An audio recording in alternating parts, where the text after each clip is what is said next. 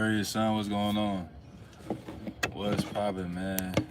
Honestly, yeah, life is. Trust you are well. I'm doing well. You know what's crazy? I just seen that same name on a different app, and I thought it was you.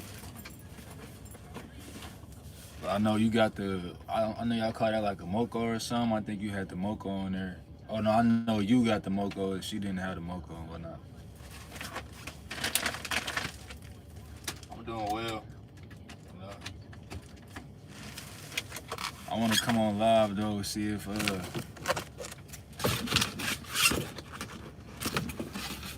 anybody from my last live, y'all gonna come up in here. I got some new flashcards today. I gotta give it some time. It take a little time for y'all to get up in here, man. I got a whole bunch of new ones today, man. We got so many, bro.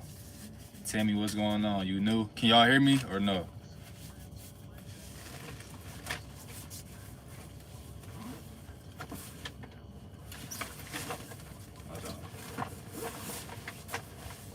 Trying to get a light. Can you guys hear me pretty well? If not, let me know.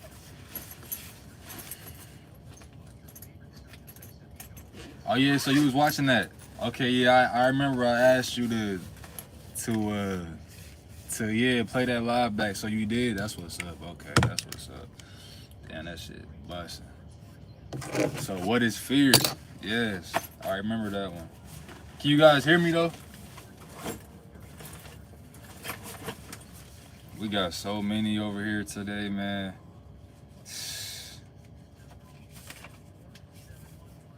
Fear, I know that one. So fear is pretty much the opposite. Fear is the opposite of faith. Fear must be transmuted into faith.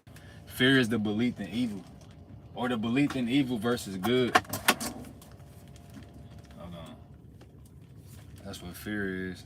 A lot of people think the opposite of fear is love, but to me, fear and love is like just different things, you know? Thinking on that question, yeah. My nigga Millie is still free to homie. Alright, I'm gonna start this off right. See if anybody, if y'all in here, bro, go ahead and like the stream real quick if you don't mind, you know? For y'all that's in New Zealand, bro, I'll be over there real soon, man. I'm gonna ask y'all. Okay. Now this right, okay. I don't think nobody gonna know this one, bro. A live from Auckland, not yet. I'll be over there real soon though. Nadine, what's going on, Nadine? I'll be over there real soon, man. Okay, I'm gonna ask y'all this question right here. When there is acids involved in the body, what else is typically involved in the body? When there's acids involved, so typically when you have acidosis, what else is typically involved in the body? My nigga Medi is still free to homie. When there's acids in the body, right? So yeah, when you're dealing with acidosis, I should say, at a certain part in a certain part of the body, what else is typically in the body, right?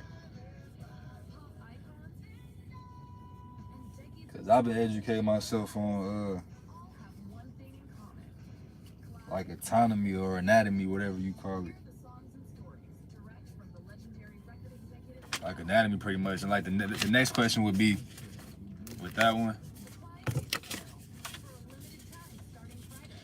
If anybody knows what a lymph node is, man. Pyro, what's good, man? What's good, bruh? What's going on? Like, look, so when you're dealing with acids, right? When you're dealing with acidosis, yeah, do not cheat. What typically comes with acids in the body, and then what is a lymph node in the body? Those are my two questions. Now, a lot of these new questions, these questions are when I was educating myself on how to cleanse your body and how to clean it, how to keep it clean. What you would call a detox. And bro, even just things like, you know, we be going to the store and stuff, they be lying on these ingredients like or manipulating, really. Like, it'll say natural flavors, man. Like, I found out what natural flavors really is. Whenever you go and you look at an ingredient, it'll say natural flavors. Okay, you kinda there. You kinda there. You there a little bit. Like, and then you know how you'll pick up a drink and it'll say made from concentrate. Like, I done found out what that is too. Okay, so lymph nodes. I don't even got the answer right here, but I know the answer though. A lymph node, all it is, so you know we got the lymphatic system, that's like the sewer system in our body. That's like how we get rid of a lot of toxins and stuff. So lymph nodes, it's a whole bunch of small like lumps or small pockets that is full of like toxins and stuff. And you got to get that out your body. And the only way to get it out your system is by moving it a lot. So me doing this, I'm helping get rid of, you know, that lymph. You want to move that lymph. And it doesn't move on itself. You really got to like exercise, get on a trampoline, maybe go running, sweating and whatnot. That's going to move that lymph. So whenever you increase your blood flow, that's going to increase your lymph, because your lymph, number one job is to keep up with the blood, because it's supposed to keep your blood clean. So if your blood is moving fast, your lymph automatically is going to also move with it, or like, you know, catch up to speed, because you know that lymph wants to keep your body together, bro. Like, our bodies is crazy intelligent, man. Only 2 likes, that's what I'm saying, bro. Hit that like button real quick. Appreciate it, Heaney. Okay, now look, this is another question for y'all. This right here, what does from concentrate mean, right? Like, whenever we be going to the store and stuff, and then like it'll say apple juice made from concentrate. But what does that mean though? Like, what does that actually mean? That's what we need to know. I got a whole bunch of new cars, bro. I got a whole bunch of new ones. What does concentrate mean though? Without Googling it though, like no Google, no nothing. See if I get the, okay. Oh yeah. So for the first question I asked y'all, when I said when there's acids involved in the body, what typically else is involved? The answer to that is a worm, right? So typically a worm is involved too, because what our bodies do is it'll take that extra bacteria, toxic stuff, and it's so intelligent, bro. It'll turn into a worm, and that worm is really helping you. Is really there to eat that, like eat the acids and eat that extra stuff that's in there. But then the worm, it'll get too greedy, so then it'll start to eat your iron, or it'll start to eat your other minerals. It'll go in your cells and eat your stuff. No diddy. How old are you? How old you think I am? I don't want to sound how old you think I am though? How long you think I've been here? You know, age ain't even real, but how old you think I am though? Here for the flashcards, yeah, I done started. You here early. So the first question I asked was, when there's acids involved, and when you're dealing with acidosis, what else is involved? And then the second question was, what is the lymph node? So those is 2 right there. A lot of these questions gonna deal with the body, bro, because we need to know what's going on in the body, man. So if I learn this and anybody wanna go over these cards with me, let's get it. 34, I seen 34. Do I look 34? Genuine question. Water's been removed. Water's been removed. Did you look that up or no? Did you look that up or no? That is what's going on though. So whenever we look at a drink and it says from concentrate, what they're doing is they're removing the water from the fruit juice. Typically I see from concentrate on fruit juice. So it'll say like apple juice from concentrate. They doing, and it's detrimental because they're removing the water, and that removal process removes the nutrients and fiber from the fruit, right? From the water, from the juice. The problem with that is, so what you are left with, I'm gonna read what I got written down. So concentrate means they're removing the water from the fruit juice. This removal process removes the nutrients and fiber from the fruit. What you are left with is a thick syrup loaded with sugar. The water is then added back in but not the minerals or fiber. They do add preservatives and sweeteners though. No added sugar is on the bottle because that thick syrup already has the sugar. So what they doing is with concentrate is, I don't even know why they doing that, bro. You knew it from years ago. They taking the water out, and water, if you know with fruit, right? The water in fruit is what we really supposed to be the real water. Like when you go and get a water bottle from the store, that's not even water that you supposed to be drinking, bro. The water that we supposed to drink is H3O2, and that's in watermelons and cucumbers and berries and stuff like that. And so when you drinking concentrate, what they doing is removing all that H3O2. They taking all of that out, and then they putting in, they leaving the syrup and they putting in preservatives and natural flavors and stuff like that. So yeah, that's real detrimental though. Went on the health binge, learning some stuff. That's what I'm on right now. Like I'm just trying to educate myself for sure. Got to. Let me see. I'm gonna throw two questions in there. Already said that one. You know, a worm is in there. Yeah, we already said that one. Okay. Okay, now look, this should be easy right here. So, this on some, okay, so what?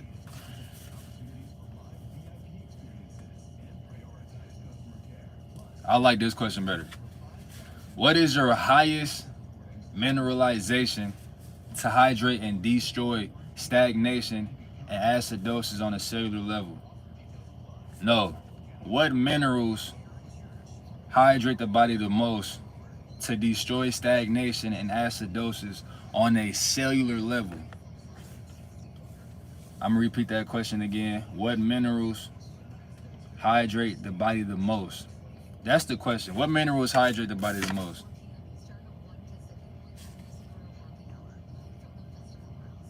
Yeah. I wrote that question down funny. OMG. And then, now this right.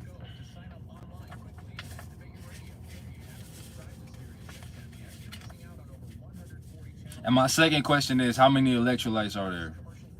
Oh, this is a good one right here. What really is an STD? This right here, I want to know if any one of y'all know this one, bro.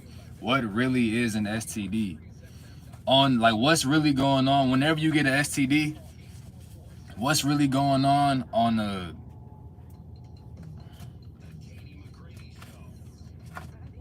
like what's going on inside your body? Because this answer kind of tells you how you can never get an STD ever again. Electrolytes. Correct. You're right. You're right about that. That's the answer. The electrolytes, electrical conductivity molecules that you need, which is, you know, potassium, magnesium. Right here we got I'm not even sure if these is electrolytes, but we got calcium, magnesium, zinc, copper, and iodine. Now those aren't the typical electrolytes that we learned about and stuff. But I wrote this down from my herbalist though. It's the specific thing he was talking about with this answer right here. So that might be a little tricky. Yeah, so what really is going on when you get an STD? What's really going on when you get an STD for real? Like this is a good question right here. What's good, WSK? What's going on? Yeah, H-Town is like real popping with the STDs over there, right? That's Hamilton over there. I thought he was talking about Houston for a second. I'm gonna give it like 10 more seconds, bro, and then we gonna answer this question right here. What's really an STD, man? Can y'all hear me over this radio? Or is my microphone covering it? So yeah, he talking about Hamilton, right? Whenever you need to. Nobody got the answer to that. What's really an STD? If I ever go to Hamilton, I might need to wrap it up though, for sure. Real popping. All right, so STD, really? all an STD is all the STD is basically an acid trip. It's just an acid trip. So really an STD comes from you passing acidic waste back and forth through sexual fluid. And you backed up interstitially in your genital area. And that means you backed up within your tissue. The fluid, that lymph, that acid, all that stuff is backed up within your genital area. So you having an acid trip. So whenever you catch an STD, you're just catching the acid trip. You caught acids and you couldn't remove those acids because you backed up. You caught acids and you can't get rid of them because you backed up. And if you're never backed up, you will never catch an STD. Or if you do catch those acids, since you not backed up and your sewer system is working pretty well, you're gonna get rid of all of those acids anyway. So you might have had that STD on you, but since your body is getting rid of stuff, you're gonna get rid of that. Part 2, we got acids burn, so that's why it burns when you piss if you catch a STD or a certain STD, like what's the one that make you burn? I think chlamydia is gonna burn. So it's literally just acids, so they burn. That's why it burns when you pee. If your lymphatic system was flowing properly, the acids wouldn't even build up in that area long enough for you to feel it. It's damn near impossible to get an STD with a clean lymphatic system. Now that's from Yaki himself. That's literally from Yaki. That's like the master herbalist. If y'all know anything about Yaki, it don't feel the same. Facts. That's from Yaki himself. What she say? Boy, you should always be wrapping it up, pulling out it enough, and you gotta protect yourself from transferring negative entities. That last part is key. Really, what you said is, I agree. It's definitely sexually transmitted demons out here too, for sure. It's demons out here getting transmitted through the sex. But it's things that we always should do that we might not do all the time. It definitely feel different. It feel different, man. It feel different. All right, so this is another one right here. Speaking on STDs, whenever you kiss somebody, what happens scientifically when you kiss somebody? And I ain't even going, y'all don't even really gotta answer these, but take a stab at it though. What happens scientifically when you kiss somebody? And how can kissing somebody help you get to know them? On the literal sense, not in the spiritual sense, not in the, on a cellular sense. Most of these questions is on a cellular level because this is actually going on within our body. So what happens scientifically when you kiss somebody? And how can kissing someone help you literally get to know them? To help, to maybe influence your answer on where the answer is around. A hint is we are bacteria. As humans, we are bacteria. Herpes, what was it? What happens scientifically when you kiss somebody? Herpes is what happens. And you know what's crazy about herpes, bro? Herpes is real common, man. Herpes, they say herpes is more common than we think. Especially if you had a cold sore, man, you had herpes. It's crazy, bro. Really, herpes, all it is it's a fabuloscus buski. It's a worm. It's a parasite. All these STDs and things really is it's really a parasite, man. Honestly, you can get rid of that. They say you can't, but you can get rid of HSV1, HSV2. We just getting lied to though. That's why I'm here right now. I'm spreading the information, bro. So if I was say I had 1 million subscribers, bro, I would be doing the same thing. I gotta get this information out here. We can get rid of herpes, man. So what happens scientifically? I'm gonna go ahead and answer this question. What happens scientifically when you kiss somebody? And how can kissing someone help you get to know them? Let's get it. So, a kiss, when you kiss somebody, transferring saliva, it stays in yeah, you know what you're talking about. What's going on, 420?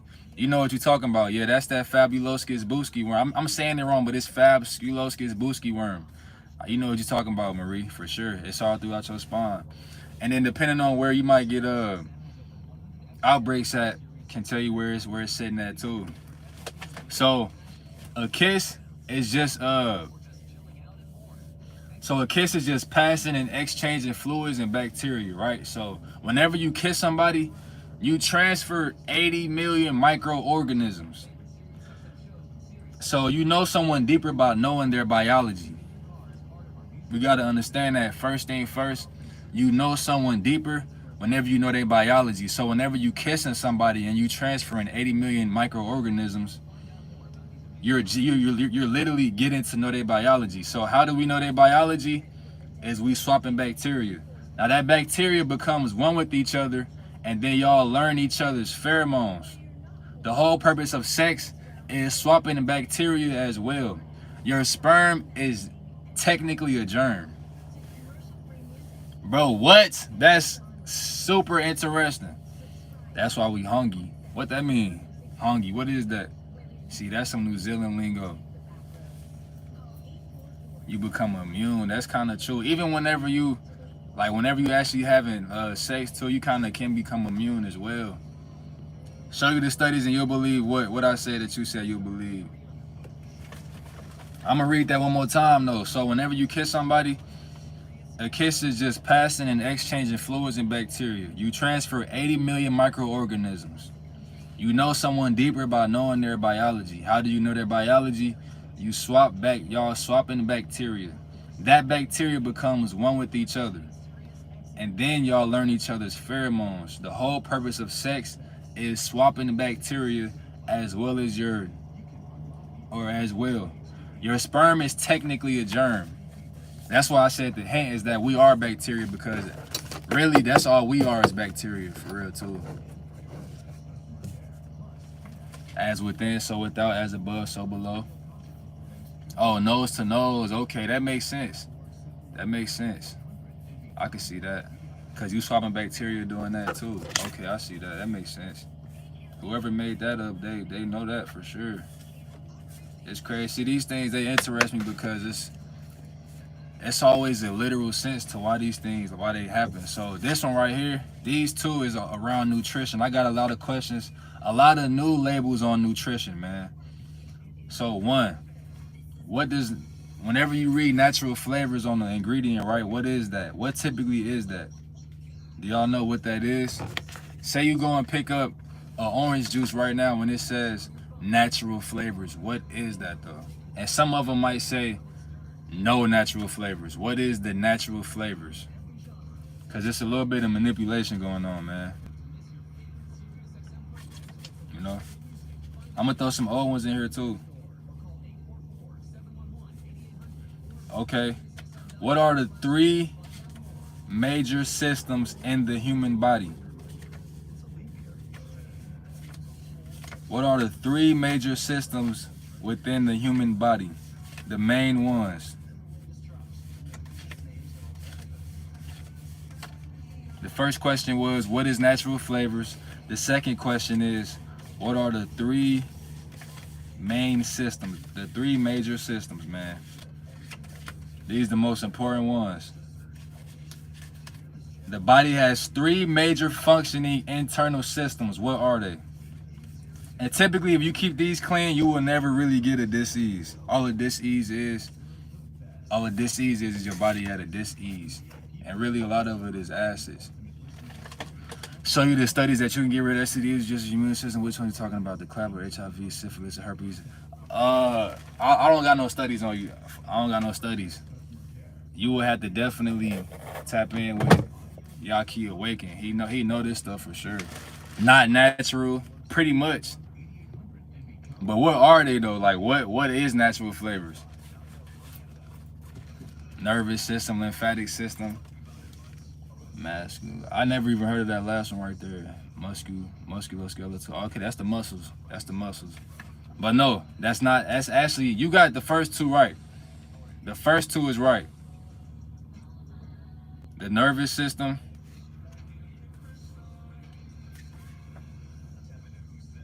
You got the nervous system, the lymphatic system, and one more. But I believe that with the STDs though, because it just makes sense. Like an STD, it just makes so much sense to me that it's just an acid trip. Cause even all the effects, it's just acids within the body. So, and this on, I ain't even about to say what I was gonna say, man. What's going on, Wayne Thomas? All right, so the answer to the first one, what is natural flavors? What does that mean? So each company natural flavors typically means something different. Now, if you got like a good item where it might be you in a natural store and you got like a healthy item and you could trust this company, those might actually be good natural flavors. But typically, natural flavors are a mixture of synthetic chemicals to enhance the taste and leave you addicted. These might include preservatives, some type of chemical, some type of lab-made things, man, and they just clump it all in a gumbo and call it natural flavors. You know, cardio and breathing. No. So the first one is the blood system. Well, not first, they ain't in order, but you got the blood system, you got the nervous system, and you got the lymphatic system. Now this right here, honestly, we all should know this answer right here. I didn't know this answer until 2 days ago. But what does the blood system do in the body though? Like, what is the function? What is the purpose of the blood system? What does it actually do? Like, what is it doing right now? Like earlier when I woke up, my arm was like this. So I fell asleep like this and my arm was completely dead. I could not move it, so I had to grab my other arm and, you know, move it like that so my blood can flow. So then I was able to move my arm again. So what is the blood doing in our body? Yeah, that's exactly it, Marie. That's exactly it. What is the blood doing? I like to see that answer though, because I want to see how everybody be thinking and stuff, man. It makes oxygen.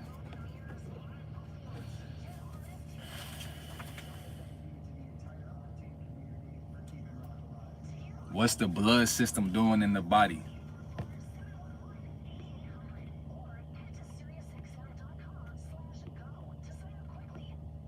And then what my other question was, okay, what is the nervous system doing in the body as well? What are those three systems really doing in the body? So the three major systems is the blood system, the lymphatic system, and the nervous system. What is the blood system doing? What's the purpose of that? 2, what's the nervous system? And then 3, what's the lymphatic system doing?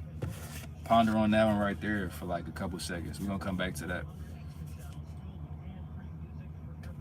The blood system is real interesting though. That's real interesting to me, man. Genuinely. Okay, this right here, see if y'all know this one. How do you cleanse the colon, man? Say you wanted to go and cleanse the colon right now. How would you go about cleansing the colon? Different benefits from juicing versus fasting. Okay, we got that one coming up too. All right, y'all don't know that one? All right, bet. Let's go over these, man. Let's take it to school real quick, man. The blood system. So what does the blood system do? The blood system feeds the 100. So if you are black, if you are what you would call black, you have 150 trillion cells in the body. If you're Asian, you got between 75 trillion to 100 trillion cells. If you're Caucasian, you have about, I want to say 50 trillion cells or 75 trillion cells. It's between 50 to 75. So the blood system feeds the trillions of cells in the body. It's like a train station. Inside the blood, you have red blood cells, which is what we call erythrocytes, and you have white blood cells. Now these cells go throughout the body and drops off care packages that includes things like macronutrients, sulfur, oxygen, carbon dioxide, etc. And they take these to each individual cell that may need it. So all the blood system does is it feeds the cells in the body. That's all it does, man. The blood system, it feeds the cells, man. That's what the blood system does. Now the nervous system colonostomy. What is that? What is a colonostomy? And then so the nervous system that communicates and commands, the nervous system, it commands the cells of the body, right? It commands it. So it really tells it what to do, man. It really makes it do things. And the lymphatic system, it cleanses the cells of the body, because our cells, what they do is they like to, whenever they go to the bathroom, they gotta take a poop on themselves. They poop on top of themselves. Like how we can go to the bathroom, they can't do that. So they literally gotta poop on top of themselves, man. That's what the cells do in the body. So the lymphatic system, it comes and take all of that poop, all of those toxins and whatnot, and it flushes it out, man. And you can even get rid of stuff within your lymphatic system by just breathing too. Like just by doing box breathing, you can inhale through your nose for 4 seconds. Bring your gut out as much as you can. Hold it in for 4 seconds, and then release through the mouth 4 seconds. And try to bring your gut, like suck your stomach in as much as you can. That's gonna help move that lymph up out of there, man. Now, ways to cleanse the colon, you got a lot of ways, honestly though. You can just drink prune juice, a couple glasses a day for a week. That'll get your colon together.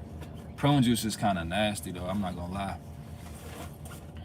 You can do a juice only diet for a week. 1 teaspoon twice a day of bentonite clay and glass of water for a week. 1 tablespoon of apple cider vinegar twice daily for a week. That'll get your colon together, man.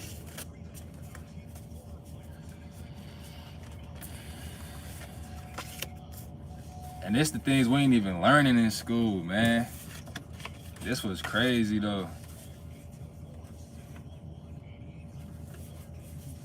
I'm trying to get a good one. Okay, here we go right here. How do you force the planet to give you what you want? How do you force the planet to give you what you want? Like, say you want to be a NASCAR driver. How do you force the planet though? Like, you can force this planet to give it exactly what you want.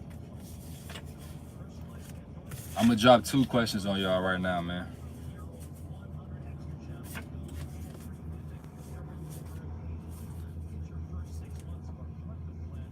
That's gonna be a tough one right there. Okay, here we go. Nah, not that one neither. Break down the highway activity. Okay, yeah, let's get it. So you know how we talking about the lymphatic system. I expect Marie to know this answer right here. Marie, you gotta know this answer off of what I've been seeing you say, because you answered earlier with the lymphatic system. So the question is, what can you do to make your lymphatic system move? What can you do to make your lymphatic system move? What can you do to make your lymphatic system move? And the first question, how do you force the planet to give you what you want? So to make the planet give you what you want, you must become what you are seeking, because now the planet has to align with you. So you must become what you seek, and you will align with what it is that you want. And this next question was, what do you do to make your lymphatic system move right there?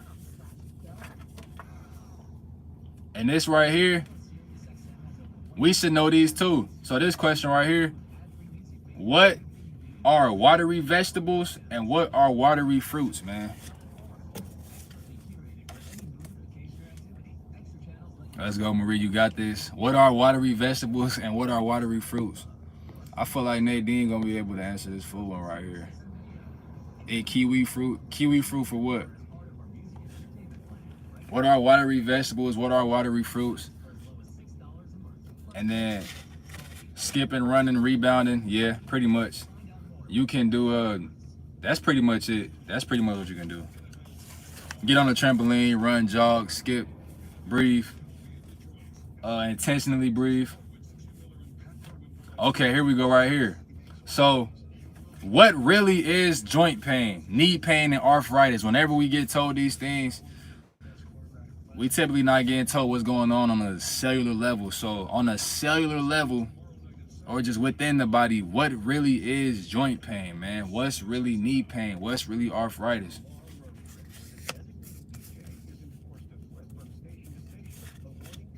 Melons, fruits with drip,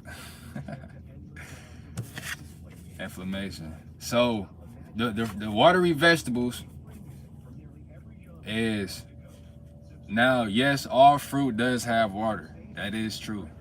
But I believe these are the ones with the highest amount of water in them. So watery vegetables, you got watercress. It's even in the name, watercress. A hefty amount of water within it, right? Romaine, and you have bok choy. Now, bok choy is like a Chinese cabbage, pretty much. Now, for the fruits, you got the melon family, the berry family, and cucumber. Those are the most water. What's the word I'm looking for? They have a lot of water in them, man. The fruits, you got the melon family, the berry family, and cucumbers, man. That's the main ones, right? And then the second question, what really is joint pain and knee pain? Now this right here, because I've been learning about that lymphatic system, man. I've been educating myself on this lymphatic system. So the lymphatic system, right? So what's really going on is your pop-lighted lymph nodes are full. The pop-lighted lymph nodes, now this is talking about knee pain right here. Your pop-lighted lymph nodes are around your knee, your legs. Your kidneys and adrenal glands are not functioning properly. So you have a bunch of coagulated mucus, acids, and unutilized minerals between your joints. And now these acids are tearing away at the fluid in your joints. It's tearing away at it. So now what you're doing is, and this tissue is getting torn away too. So whenever you move in your hand, it's bone rubbing against bone. So that's what arthritis is. That's what arthritis is that lymph system is not working properly, man. So that's why a lot of these things that we call diseases and whatnot and things in the body, it's literally just the lymphatic system being backed up, man. Well, not everything, but most of it comes back down to that, though. It's something to do with that lymphatic system for sure. Too much acids in the body. Too much what we may eat. The things we eat, bro. Like, I don't eat soul food no more. I would never touch soul food. Hydrating. No, those are watery fruits and watery vegetables, though, as far as like which ones and those two categories got the most water in them. Like, you know, hydrating and watery, I mean, you can interchange those words. Same thing, though. Let me see if I could add one of y'all to come on live. Can I do that or not? I can't even do that on here. I wanna add Marie on live, man. I wanna add Fem Marie on live. All right. So, how do you move the lymphatic system? We already got that one out of there. Okay, part 2. So with that same question, with the joint pain and whatnot, so now you have no fluids or connecting tissue. So now when you move, you're just rubbing bone against bone. Between these bones are unutilized minerals and calcium. This is inflammation between the joints. So it's inflammation, but it's broken down though to where it just makes sense versus just, because when you say inflammation, I feel like saying inflammation is not really explaining what's really going on versus breaking it down like that. That's really drawing that picture in your head on what's going on, you know what I'm saying, on how inflammation is, or what's really going on a cellular level, really. All right, let me see if I got any more good ones, though. What is L-arginine?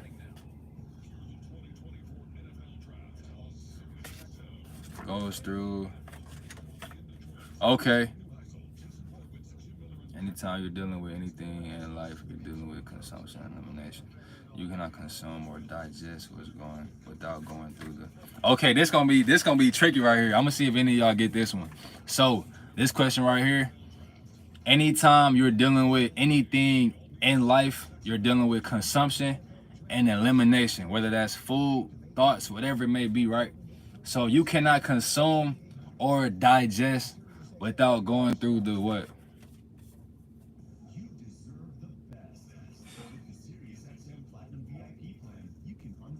Okay, to answer that question, you cannot consume or digest without going through the process of elimination.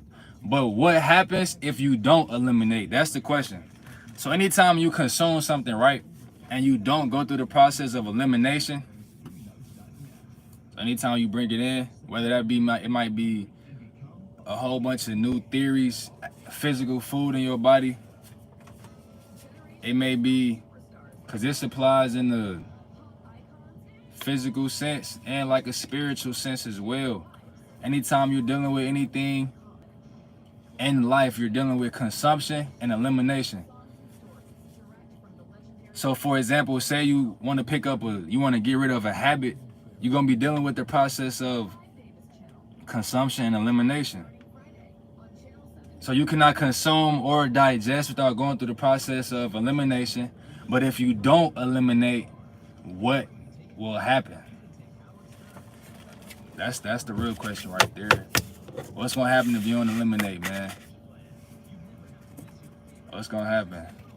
Let me give one more answer. Nadine, you got anything on that? She must have been at Diddy's house. I don't know. They on some weird stuff, bro. I guess YouTube Live, you know, they start putting these lives out in front of like non-subscribers, man. Hiram, what's going on? What's going on? So you got the trolls coming there. That's cool though. That's what's gonna happen. Okay, let me go ahead and answer that question though. Cause you okay, now look. Okay, now Marie, after constipation,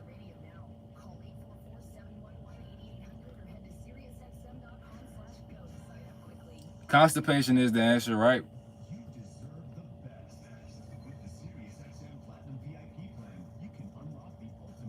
Okay, cause I wanna take this answer and see if you can answer this way and this way, like in a different way as well.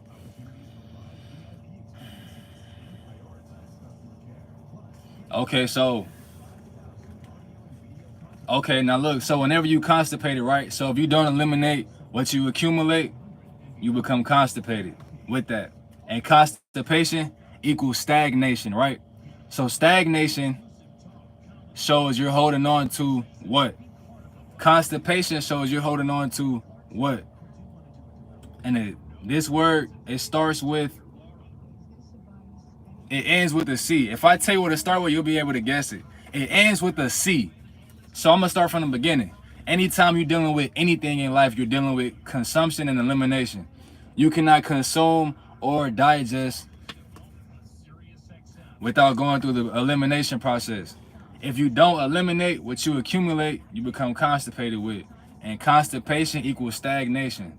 Stagnation shows you're holding on to what? Now this keyword is key because this is how you'll be able to apply this to not just actual physical constipation. It ends with the letter C. Stagnation shows you're holding on to what? But that's where I'm going for sure. A lot of people got a lot to say about that city though, man. Like everybody's saying Tauranga is. They saying there's a whole bunch of just born people out there, born old people, man. A whole bunch of born people, man. Anybody. I need at least an attempt, bro. I need at least an attempt on that word. So it ends with a C. Constipation equals stagnation, right? Stagnation shows you're holding on to what? The letter before the C is an I. And there is an O in there as well. I'm gonna try to find another answer though. But this right here, this is like a life gem right here though. I put this in the category of a life gem. That one right there. Once we get that word, I'm gonna run through that like 2 more times to really like Like draw that image, man. Draw that answer. Like get that point across, bro. Cause that's a gem right there. That's a real life gem. Now this is a old one we had on the other lives.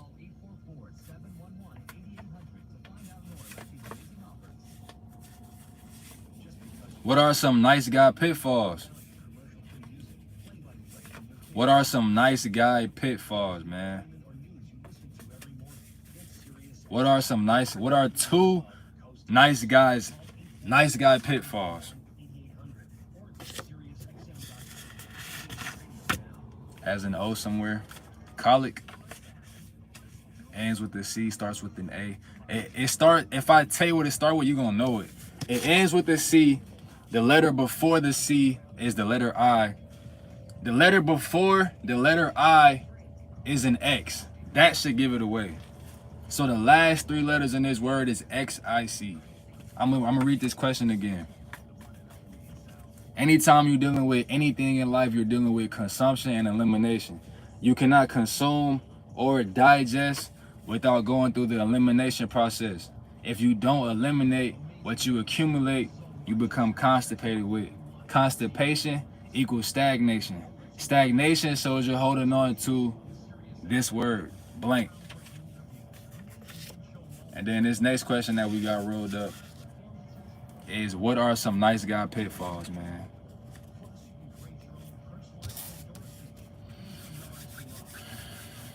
I don't even know what colic is. Toxicity, yes sir. Yes sir, something toxic. Look, now y'all got that, okay. Okay, there we go.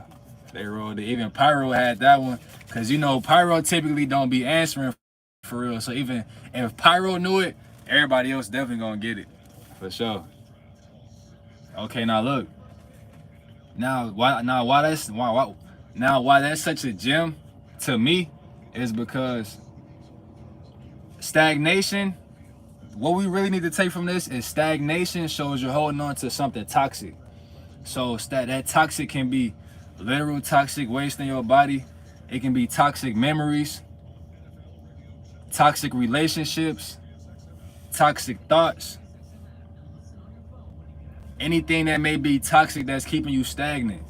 So I'm gonna read that one more time. Anytime you're dealing with anything in life, you're dealing with consumption and elimination. You cannot consume or digest without going through the elimination process. If you don't eliminate what you accumulate, you become constipated with. Constipation equals stagnation. Stagnation shows you're holding on to something toxic, whether that be toxic waste, memories, thoughts, or relationships, and many more. That's one of them ones right there. Let that breathe, man. That's one of them ones right there, bro. Hold on, man. That's one of them ones, bro. I can't just get to the next question after that, bro. I gotta let that breathe, man. I'm gonna let y'all dwell on that real quick. Stagnation, bro. Stagnation means you holding on to something toxic. They ain't hear me, man. They ain't hear me, bro. They ain't hear me, man. They ain't hear me, man. They ain't hear that, bro. They ain't hear that. They ain't hear that, bro. They ain't hear that. Okay, let's get to the next one.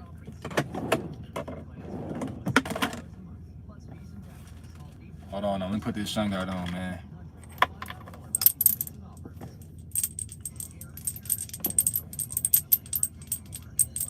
Hey, they ain't hear that, man. I ain't feeling me. I'm feeling this flashcard. Like, this shit it's so crucial, man. It's so like, because I ain't come up with this. I came across this information. Like, I'm blessed I came across this shit.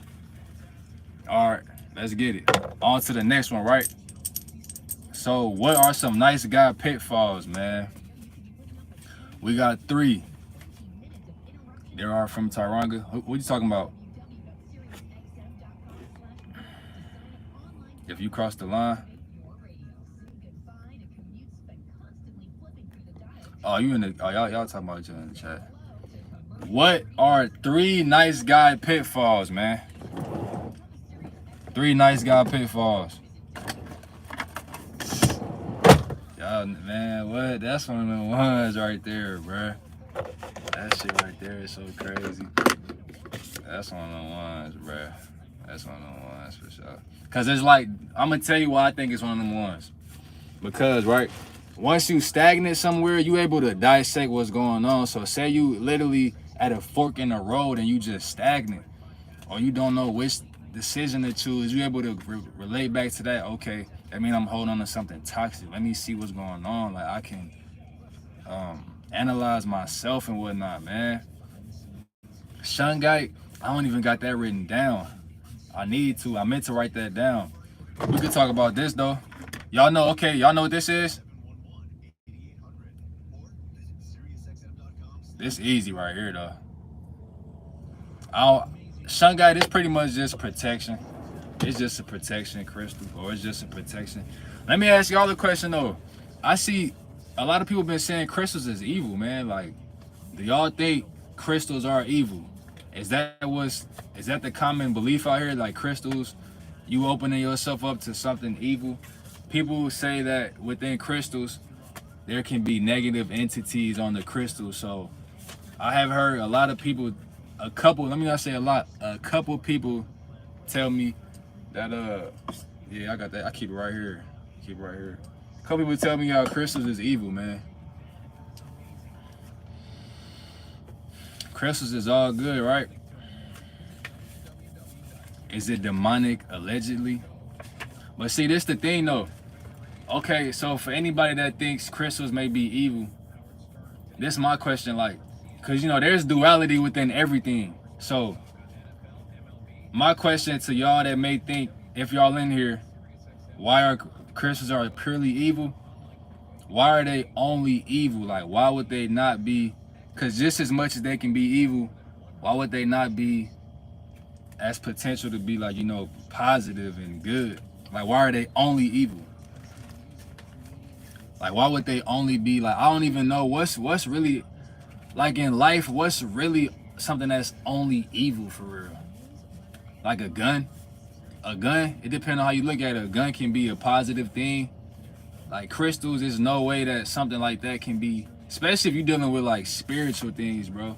Only evil, I don't agree with that one. But I see a lot of people do think that though. Like a lot of people, they scared to, like, people are scared of crystals and stuff. I think it's just, what it is it's the unknown.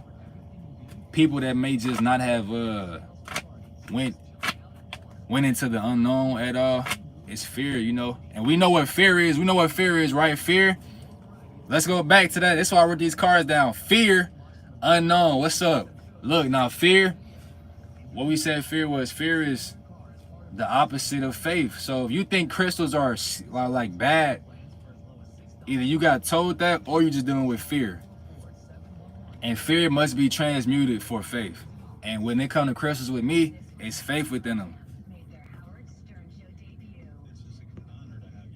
Gotta hit that motorway before 5. All right, Heaney, appreciate you stopping by. Thank you. Is there negative energy attached to them because they are mine from our earth? I always wanted that.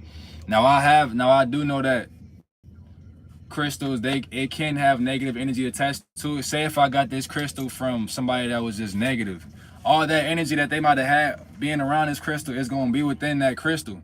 But you can cleanse the crystal. It's the white one, whatever that white crystal is, the white one. That right there, what that does is, no diddy, it sucks all that energy from whatever crystal it may be next to.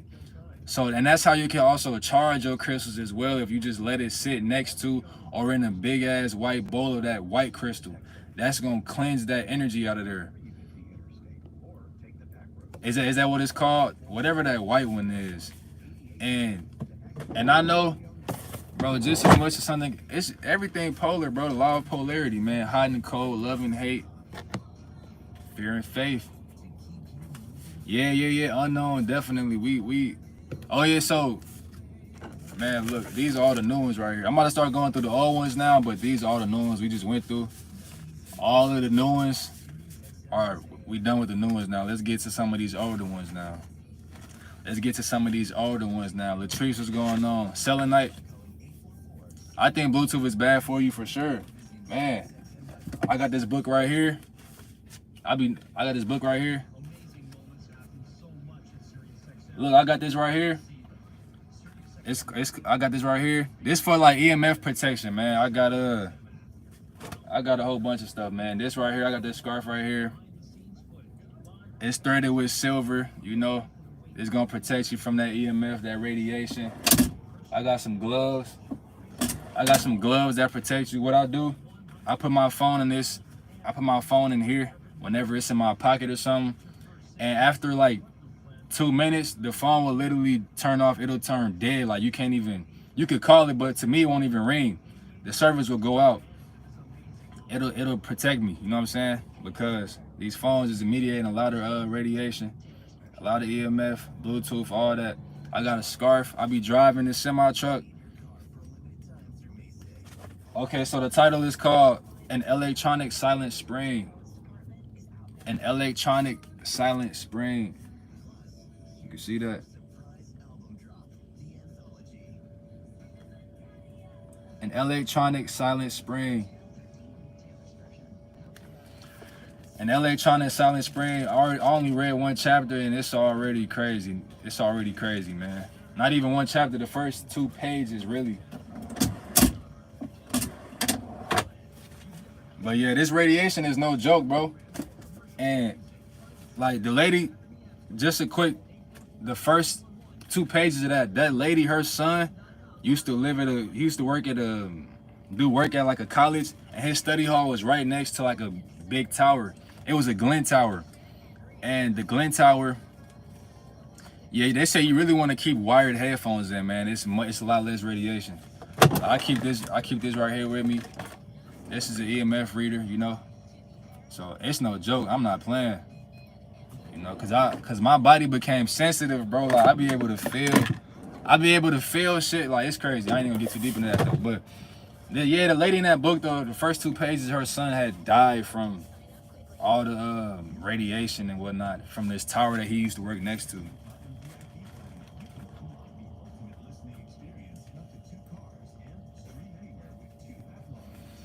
And it's herbs that can get that radiation up out of your body. But yeah, it's crazy. Even just having this light right here in my face, you know, that's kind of tarnishing my telomeres and my DNA, man. Appreciate you, Cuzzy Wale. Am I saying your last name? Your last name on YouTube, right? Wale. But yeah, y'all, it's no joke out here, bro. Let me show y'all. Let me show y'all these gloves. I wish I could find them. I don't know where they at, but I got some gloves. I got some gloves and a beanie that I keep on. I really actually do need to find them though. And I keep them on because whenever I'm driving, man, or I'm just holding my phone, I can feel the phone and like, I can feel the shit in my body, man. It's crazy. I can feel the stuff in my body. That's the ones that vibrate against your ear bones. Oh shit. Okay, now look. Okay, yeah. So my question that's going on right now is, what are some nice guy pitfalls, man? What's some nice guy pitfall? That's real radiation. What you talking about? And it's crazy because you can't even avoid it, man. Like right now, I be in tone what's going on now. I'm always looking at to see what towers is next to me. Right in this truck, there's 3 towers right to the side of the street over here. I'll try to mitigate as much as I can. Q gun, I don't know what that is. I probably have though, but I don't know what that is though. Q gun, that sounds familiar. And you know what you can do? Apparently they got lead paint. So, hey, my phone on 8%, y'all. So if whenever it die, it die. But apparently they got lead paint. They used to put lead paint in the homes, and lead paint can help get protected from like radiation. It can help you from it coming inside your home and everything. You got herbs that can help get rid of the radiation within the body. You got a lot of things, bro. You got clothes. I showed y'all this scarf over here. You know, put this scarf around me. I'll be putting a scarf around me as I drive and whatnot. Just cause, bro, it's a silent war, man. It's like we in a silent war right now. That's what's really going on. We in a silent war daily, every day. It's crazy out here, man. Like, y'all know they say oxygen is what's really making us age for real. The belief in time and oxygen, like we're not even supposed to be taking in this oxygen.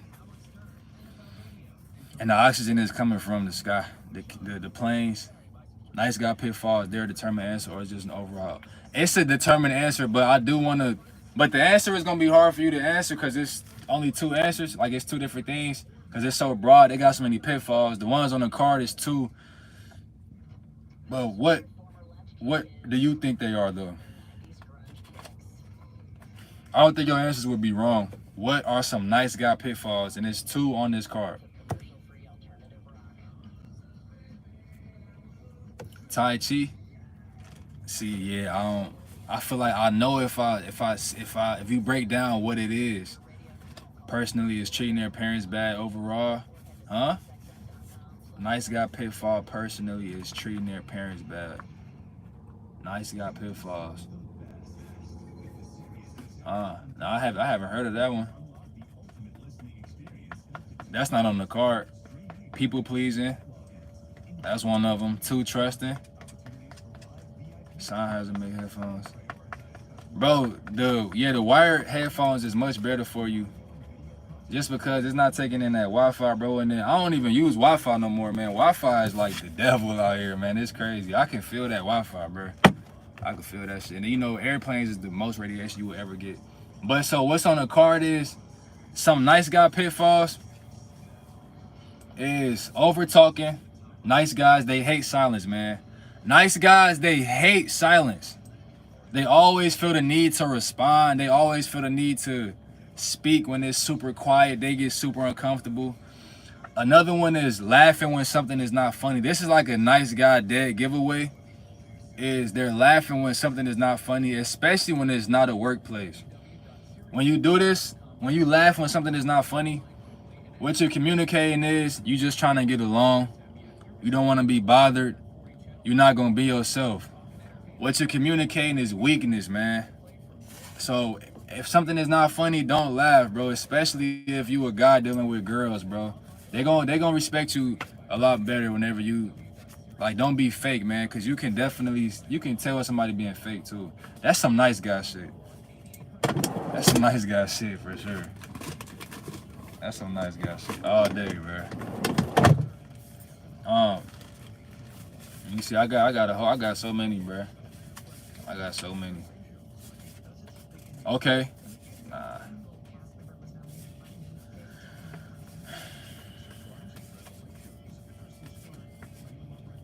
Okay, I remember this. This is a good one right here. This one of them ones right here too. If bleach is body poison, I hope one of y'all remember this. Unknown. I know you was here last time. I hope you remember this. Dan, what he said? What he said? What he said? What he said, bro? Okay. Now look, see, that's me. Okay, now look, if bleach is body poison, gossip is stomach poison. Matter of fact, don't even tell me what he said. Don't even tell me what he said, bro. I'm glad you got him up out of there, though, Pyro. Appreciate you. Poor boundaries. Poor boundaries is definitely a thing for sure for nice guys. I got a whole book over here if y'all really want to know 10 more things about nice guys, man.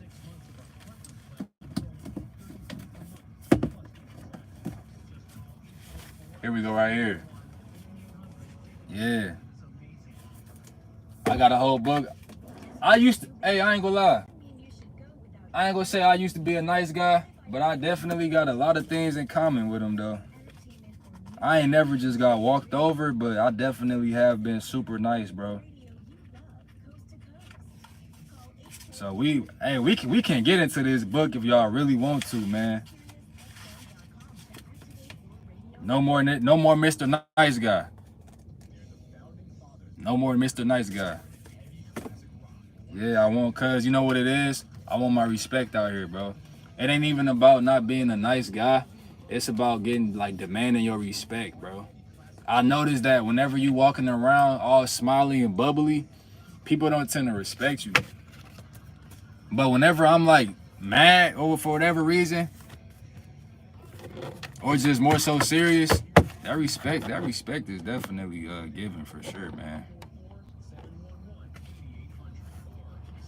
Electronics, man, that's the same thing, yeah. Man, honestly, I have no clue. I have no clue. That's a real habit right there. I think so. That goes back to what we was talking about earlier when you're dealing with the process of elimination, man. So you just have to replace that habit with something else. I don't probably a sport.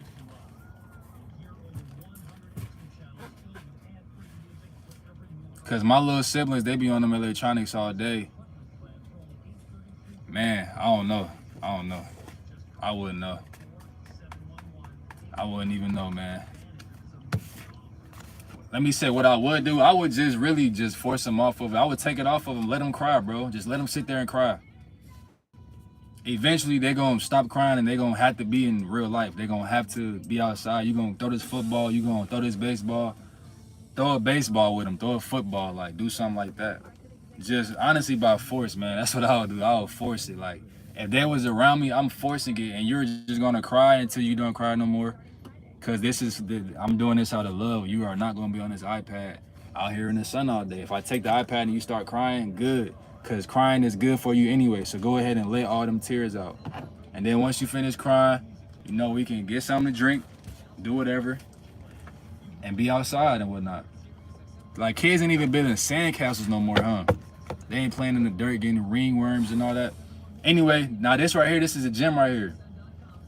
If bleach is body poison, gossip is thought poison. How does thought poison affect you?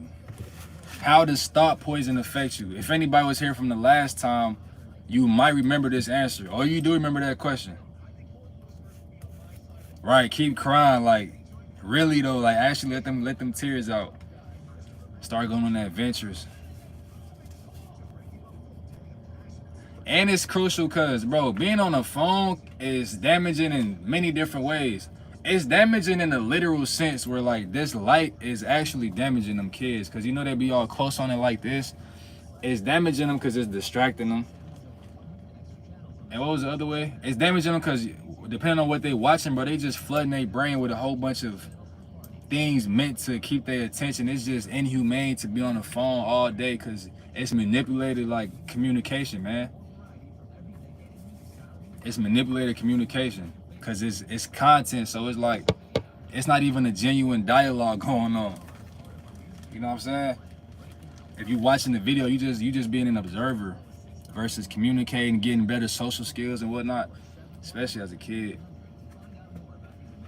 If you care, all I got was his parents. I knew it was gonna go back to that because he started yelling and screaming when I threw him outside to play tag. He started being. Yeah, bro. See, that's them parents, man. That's them parents. Honestly, I don't think it's too much you can do. I'll say just focus on what you got going on. Maybe just be an example. Make him want to be an example. Make him want to do what you do. Just be a role model or something, and just hopefully that leads him to start following you. But take care of yourself, though, bro. End of the day, man, make sure you good regardless. I wouldn't too much force it, bro. I wouldn't too much force it. Cause he might resent you for real. If you always known for, if his core memory is you coming around, taking away what he enjoys to do, he might resent you. Until he gets mature enough to know that you was doing it out of love. But so if bleach is if bleach is literal body poison and gossip is thought poison, how does thought poison affect you? So it affects the mind, right? Thought poison, it affects the mind. The victim doesn't even know it. We on 3% right now, man. We literally on 3% right now. I hope that helps though, bro, for real, man. I hope it helps. Honestly. I hope it does help, bro.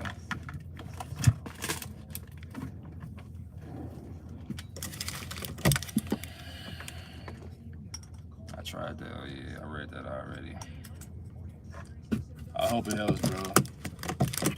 And yeah.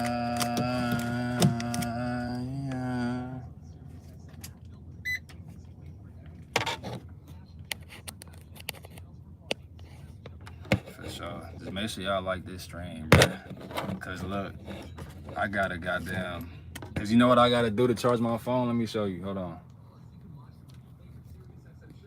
I don't know if you can tell, but I gotta turn this on. So all this, you know that's emitting whatever it's emitting, little radiation and shit. I ain't gonna turn that on, but it's gonna slowly start baking me in here. So I just like that strain for me. Yeah, that's that Whitney right there. What's going on, Bebsy? Hold on, I'm trying to get that phone back together. That's that Whitney Houston, man. All right. Oh, shit. Okay. All right. So, God damn. Hold on, y'all.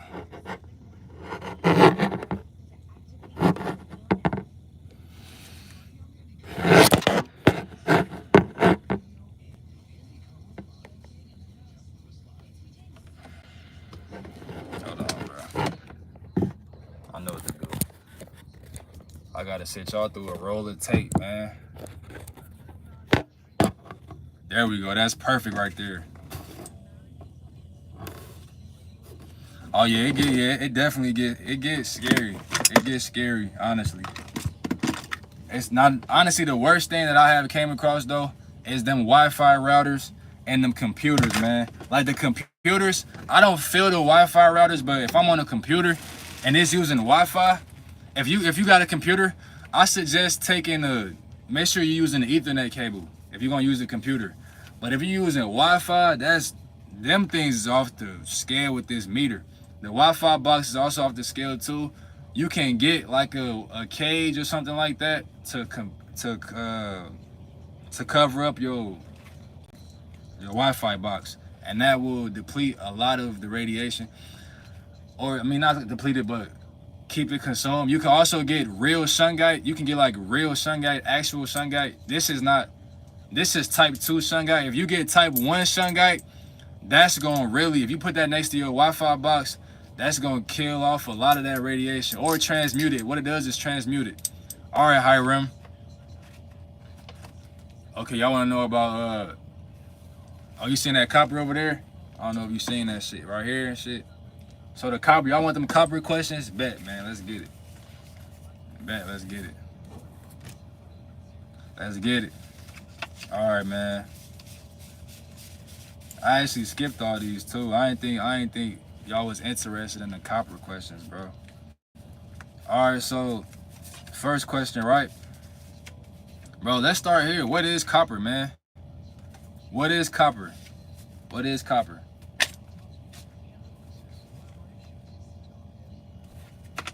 That's the first question. What really is copper, though? With the water bottle, it purifies water, right? It purifies the water, helps with your red blood cells. It does, yep. So that specific one, let me see.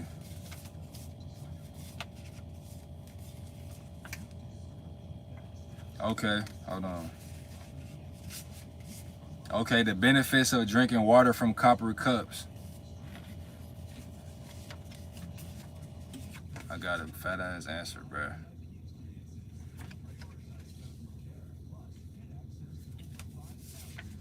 The benefits of drinking water from copper cups. Let's start here. So, it's a naturally occurring element. It is. So right now, appreciate you, Bebsy. Appreciate you. We're gonna get to the cup part. So copper, what is copper? Let's start here though. So copper is the highest form of gold, man. Copper is the highest form of gold. You can't even make fake copper. Copper is the most powerful energy conductor, right behind silver. Copper produces red blood cells. Whenever it's, interacting with your body, it produces red blood cells. It's antifungal, antimicrobial, anti-inflammatory. It acts as an antioxidant. It's essential to the making of collagen, Copper is a crystal. Copper is a metal. Keep some copper right here. I keep it on me at all times, man. Okay, now I do want to know what she said earlier. Chaylin, what Chaylin said to get muted earlier? I think, hey, Pyro not playing with her, man. What she did, bro? I want to know. I want to know what was said, bro. What she said, man. I gotta know now. I gotta know. So that's what copper is, right? So now, the benefits of drinking copper, though.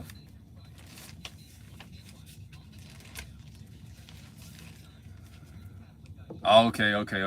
Oh, yeah. Okay, she says, okay, gotcha. Yeah, gotcha. I forgot. Okay, y'all did see that. All right, so the benefits of drinking water from copper cups. So it's good for the heart. It's good for that thyroid. You know, thyroid is right here, bro. I just found out recently, so I've been educating myself on hormones too. The next live, I'm gonna have flashcards on hormones, man. We're gonna actually understand how they work, how they are actually made, bro. Cause hormones, when you hear that, you think of just like I don't know. My fault. Let me get this answer though. I know he probably like waiting on the answer and shit. So you got good for heart, good for the thyroid. That's right here. You know, the thyroid. It kills bacteria.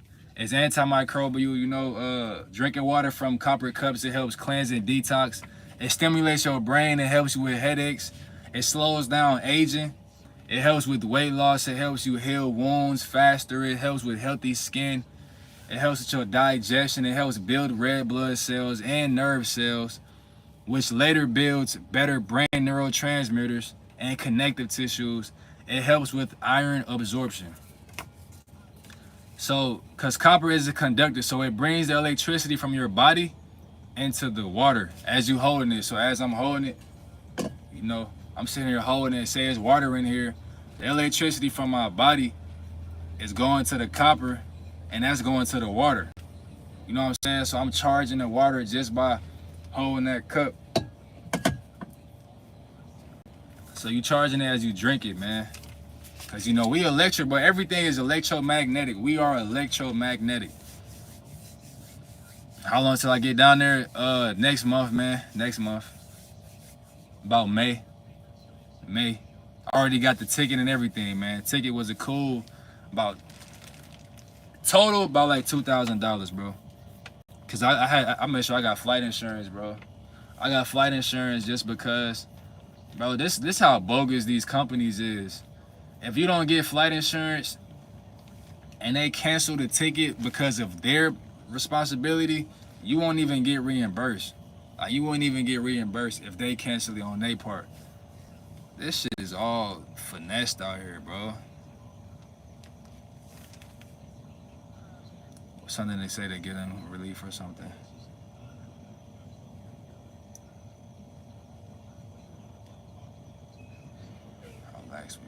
I can't wait to see it. And then it's like this too. It's gonna be a crazy experience because it's not American. It's not America as well. So it's gonna be, for one, New Zealand. Then it's gonna be two. It's not America. So that's gonna be crazy dynamic. I think so. So you saying what is something that you can say to give them qualification relief or something like that? You talking about I think you talking about an affirmation. What is something you could say? Relief? All right, bet. All right, unknown. I'll see you, man. Let's get on to the next question. Unknown came and go. Just tap in with the replay. Tap in with the replay. Do y'all hear this radio behind me or no?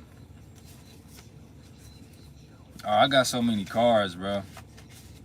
Should you intimidate people? That's a good question right there. Should you intimidate people, man? This is nice guy. Now, as y'all think about that question, I'm gonna run through the other things that nice guys do, man. Let's talk about it, bro. Let's talk about it, man.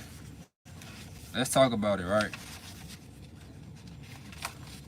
Let's talk about it, man.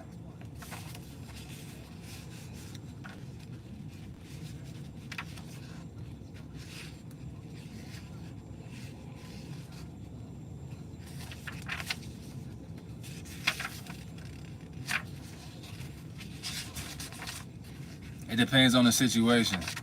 No, it's very faint. Okay, so this is from a course of master communication course. And the answer to this question in this sense is yes, because you cause fear and people yield when they're fearful. You can get them to do anything when they're fearful. Now that may be, now I wouldn't be mad at you if you took that the wrong way. Like if you took that the wrong way, I could understand that. Like if you don't like that answer, I could see that. But that's the answer to that one though. Like say whenever you come across somebody and you greeting them, hey, my name is so and so, that's when you want to intimidate people. No, you shouldn't, unless someone is doing it to someone else, then give them a taste of their own medicine. Hell no, should never intimidate. Yeah, okay, those are the good answers though. I think you definitely should say no. But it's not on your side in the beginning of the well journey, especially if you know if you're a female. What are the 5 sources of confidence? What are the 5 sources of confidence, man? What are the five main sources of confidence?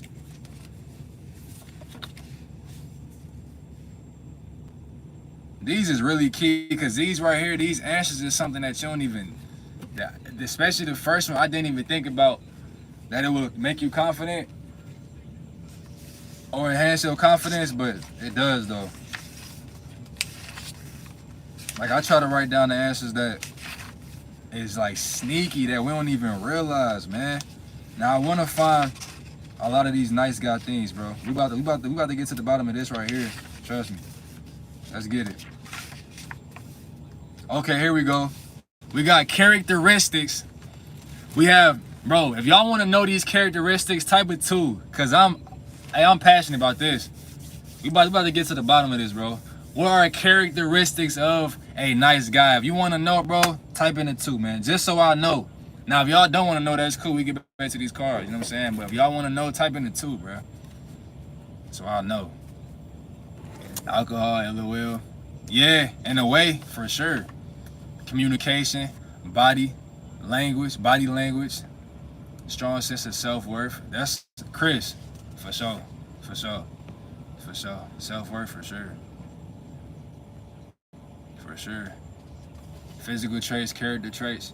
Really in every way, like what are the 5 sources of confidence? Really just physical character traits.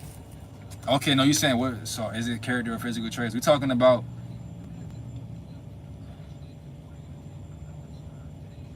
It's not really a trait. One of them is a physical trait. 2 of these deals with what you may know. Okay, so the first 2 answers deal with these 2 topics that you may know about. The next 2 deals with physicality, and the 5th one deals with how you communicate with yourself. Knowledge on what though? Knowledge on what? Like what would you have the knowledge of that would make you confident? The first 2 answers deals with that. The first 2 answers, what would you have the knowledge of that would make you confident? Like what would you know that leads to confidence? Because I could learn about a caterpillar, and how many legs they got, but would that make me confident though? Well, on the test or something about a caterpillar, that would make me confident. But like self-confidence though. Education, financial security, positive self-talk. Okay, so we got positive self-talk, money, physical fitness, strong sense of self-worth, communication, body language. Now the first one, number 1 that Chris H wrote down is what I actually have written down right here. Knowledge of self, man. That's really, where's my notebook at? Knowledge of self is number 1.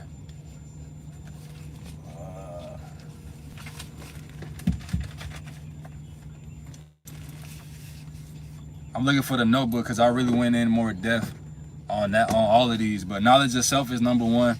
Like knowing your bloodline, knowing where you come from. Just knowledge of self and how things work, right? Just even us understanding what I'm talking about tonight, like how the cells work in our body, knowledge of self. Number 2 is knowledge of your competitors. The knowledge of, now number 2 is an answer that I don't think nobody would have said, because that's not even something that I even would have ever thought. But that's so true, because when you know your competitors, knowledge of your competitors, they give you more confidence, because what we tend to do is we overestimate what our competitor may know. We tend to think that they may know a lot more. And that can apply to whether you're talking about a business competitor. Like, you may think that this other person just knows so much more than you, or that they're just up here. But knowledge of your competitors is number 2. That can give you more confidence. Number 3 is physical fitness, looking good. Looking good, that's number 3. Number 4, like being in shape and whatnot. Number 4 is being combat ready, man. Being combat ready is a major source of confidence right there, for sure. You can ask anybody that's just ready. Combat ready is a major source of confidence. And number 5 is mental preparation, like mental toughness, man. Positive self-talk. Positive self-talk, telling yourself that you can do it and whatnot. That can enhance your confidence as well. Now, I would say in order, for sure in order, is physical fitness, because physical fitness gonna just lead to natural, confident mannerisms and whatnot, just body language and things like that. Physical fitness would be number 1. I would say number 2 is being combat ready. Those 2 is a good foundation, a good baseline to have for confidence, for sure. Being combat ready, because physical fitness and combat readiness, that's gonna lead to, say you even dealing with, you can't really get no females and whatnot. If you get your physical fitness together, you're gonna be able to get more females and stuff. So that's confidence all around the board. I would say that's the best order to put them in. First, physical fitness. 2, combat readiness. 3, knowledge of self. 4, knowledge of competitors. And then that self-talk. But that self-talk is key too, though, man. But yeah, you know what's crazy about that though, Marie? Like, I wasn't adopted, but you know, it cut short. Like, I don't even know my grandma on my mom's side. My granddad on my mom's side. She don't know her pops. You got time to find out. Like, he's saying, when he say that, he's saying you can go and find your people. You can go and find your, you can find who raised you and all that, your bloodline. Yeah, see that? Yeah, that too. Bebsy, you ain't lying. All right, now look, let's get to this, right? All right, man, we got some nice guy traits, man. This how you know you're dealing with a nice guy right here, bro. Let's get it, man. Nice guy traits, right? Bro, nice guys, they tend to seek approval from others, for real.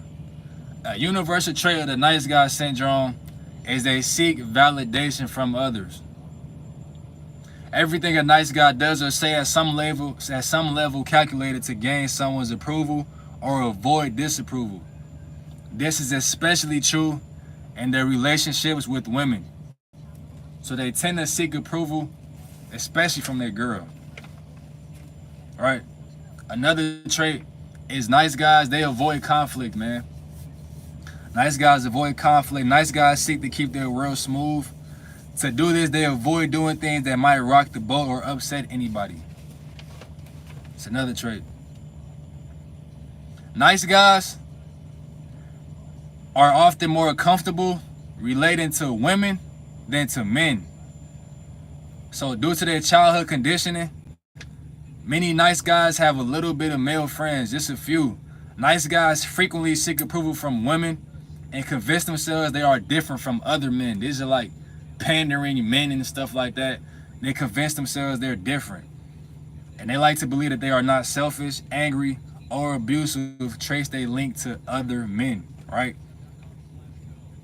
Another one is nice guys, they often make their partner, this is key right here, they often make their partner their emotional center. I know a lot of women can relate to that or agree to that.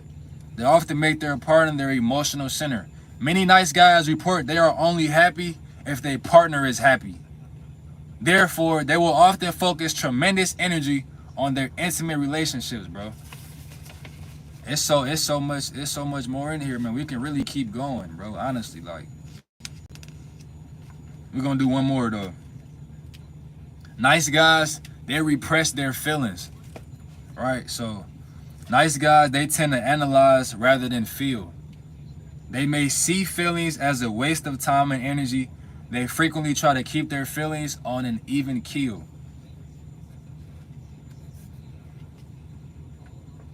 Nice guys believe they must hide their perceived flaws and mistakes.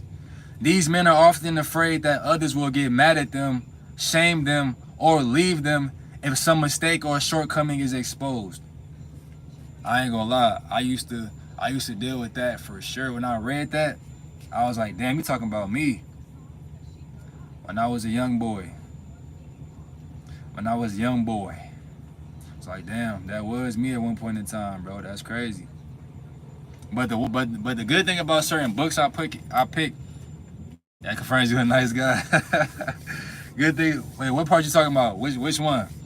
But good thing about the books that I be picking though is they come with solutions though. Like in this book, he not just going over this without giving you actions. Like he giving you actual actions to do to then get better, right? So you got nice guys are givers, man. Nice guys frequently state that it makes them feel good to give to others. These men believe their generosity is a sign of how good they are and will make other people love and appreciate them. Now with that one, let's not get confused and say just because someone is a giver that they're a nice guy or that nice guys giving is a bad thing. It's not the fact that they're giving, it's that they're giving because they think that them being generous is a sign of how good they are and that it will make other people love and appreciate them. Bro, nice guys, they are fixers and caretakers, man. If a nice guy has a problem, has a need, or is angry, depressed, or sad, nice guys will frequently attempt to solve or fix the situation. My fault. If another person has a problem, has a need, or is angry, depressed, or sad, nice guys will try to show up to the scene and, yes, sir, you know, and try to save somebody, man. Try to be a hero, bro. Nice guys try to be the hero, man. Bob Joyce, where is he from? Nice guys try to be the hero, man.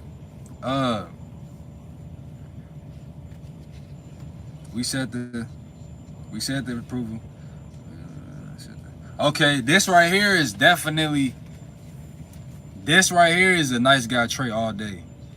Nice guys seek the right way to do things. So nice guys believe there is a key to having a happy, problem-free life. They are convinced that if they can only figure out the right way to do everything, nothing should ever go wrong. You know, trying to be Mr. Perfect, man. That's what nice guys are all about right there. We got a couple more right here. Nice guys have difficulty making their needs a priority. These men often feel that it is selfish to put their needs first. They believe it is a virtue to put the needs of others ahead of their own. Now that's a nice guy trait right there. That kind of sound like what a father would do. But if you're doing this in your intimate relationships, I think that's detrimental for sure. Trying to put somebody else's needs in front of you all the time, like hell no. Nice guys often, we already said that, emotional center. Okay, nice guys, they often try to be different from their fathers. Many nice guys report having unavailable, absent, passive, angry, or alcoholic fathers. It is not unusual for these men to make a decision at some point in their lives to try to be 180 degrees different from their dad. Bebsy, I appreciate that donation, brother. Thank you. Sounds to me like the nice guy in this book has boundary issues. Absolutely. That's another thing. Nice guys are definitely bad with boundaries. Man, you say keep it up. Absolute legend. Appreciate that, bro. Appreciate that. A lot like Elvis and conspiracists think he actually is Elvis. Something you should. Okay, bet. TJ Smith, I'm gonna check that out on my other channel. I don't know if you know, if you came from that channel, but I got another channel called Tono Music Reactions, and I'm uploading all my old Elvis videos over there. So that video, that Bob Joyce, I'm gonna note that. I'm gonna actually tap into that, and we're gonna upload that on that other channel over there. So check that out. I've been uploading about 3 videos a day over there, man. That channel is about to get 1,000 subscribers here soon. Okay, here we got a lot more, man. So now this is the evil side of nice guys right here, man. This is the scary stuff. This is why it's very detrimental to be a nice guy, because they may seem nice, but here are the not so nice traits of a nice guy. All right, Bebsy. Yes, indeed. What's up, Carl Jackson, little brother? I don't even know who that is, my boy. I don't even know who that is. But she said, "Oh boy." Hey, look, bruh. These are the not so nice traits of nice guys, right? Bro, nice guys are secretive, man. Nice guys are secretive. Nice guys, because they are so driven to seek approval, nice guys will hide anything that they believe might upset anyone.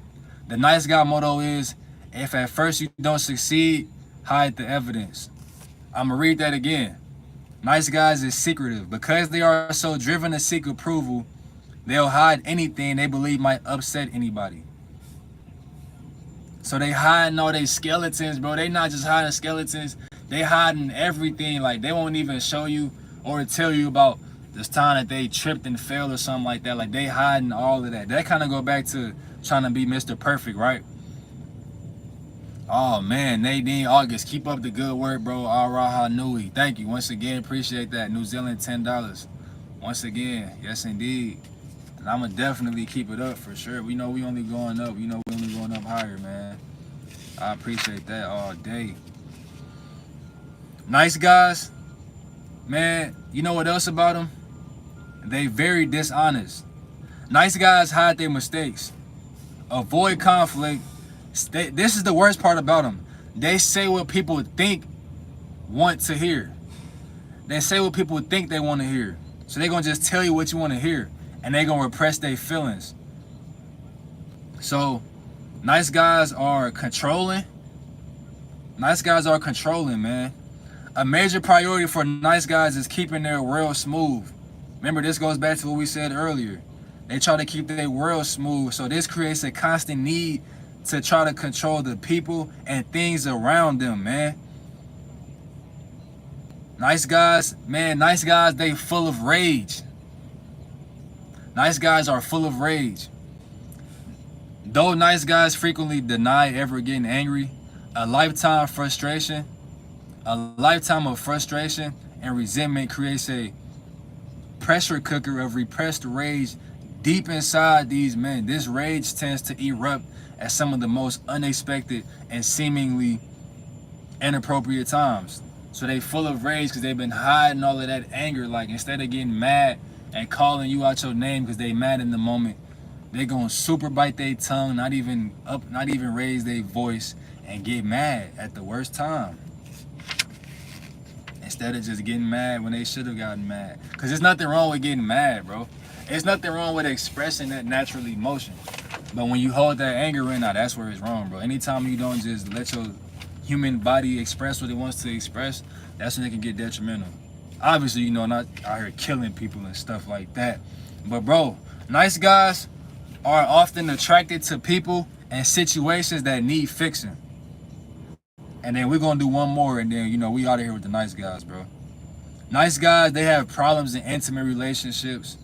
Nice guys is frequently isolated. Look, Marie, this right here. Nice guys have difficulty setting boundaries. Many nice guys have a hard time saying no. They have a hard time saying stop. They have a hard time saying I'm not going to. They often feel like helpless victims and see the other person as the cause of the problems they are experiencing, man. We gonna let that breathe right there, bro.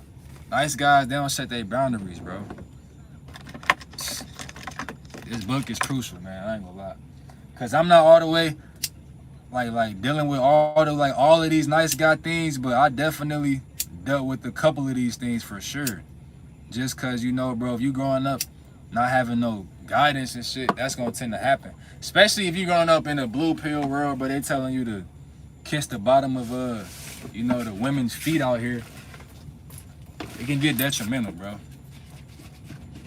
That's wild. I'm gonna say that one more time, bro.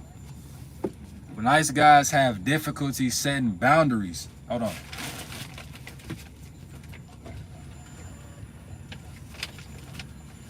They have difficulty setting boundaries. Many nice guys have a hard time saying no. They got a hard time saying stop or I'm not going to. They often feel like helpless victims and they see the other person as the cause of the problems they are experiencing. And that's why it's detrimental if you have a nice guy best friend as a homeboy, because they gonna always look at you like you the reason that they got these problems. I actually was just dealing with this in my personal life as well. So that's very detrimental, man. Nice guys have problems in their intimate relationships. Because though nice guys often put tremendous emphasis on this part of their lives, their intimate relationships are frequently a source of struggle and frustration. Now, for example, nice guys, they often terrible listeners. Hold on, man. The Bob Joyce. All right, bet. I'm about to screenshot that. Appreciate that. And appreciate you, you know, sending that in with the tip, bro. Pause. Pause, bro.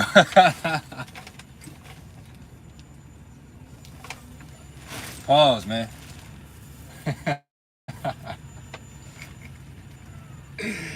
Hell, hell no. Look though. Look. So now this right here, you know, we talking about they being terrible in their intimate relationships, right? So they often terrible listeners, man, because they are too busy trying to figure out how to defend themselves or fix the other person's problem. That's one example for how they're terrible in intimate relationships. The second one is because of their fear of conflict, nice guys are frequently dishonest and rarely available to work all the way through a problem. The third example, it is not unusual for nice guys to form relationships with partners who they believe to be projects or diamonds in the rough. When these projects don't polish up as expected, nice guys tend to blame their partner for standing in their way of happiness. Man, nice guys have problems with sexuality, man. Oh, she sent in another one? No? I seen the first one. Hey, he's talking about, hey, yo.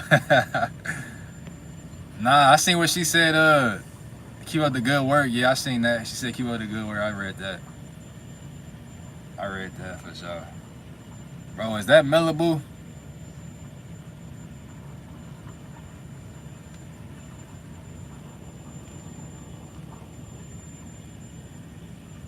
Talking about, hey, yo. Nah. Nice guys have issues with sex, man. Sexuality. Though most guys, okay, here we go. Nice guys have issues with sexuality. Though most nice guys deny having problems with sex, I have yet to meet one who isn't dissatisfied with his sex life, has a sexual dysfunction, or has sexuality, hold on, or has sexually acted out, meaning, let me reread that. So nice guys have issues with sexuality. So they may have a sexual dysfunction, like, you know, erectile dysfunction. They may come too quickly, or they may have sexually acted out, meaning cheated. They may cheat a lot, or they may cheat. Prostitution.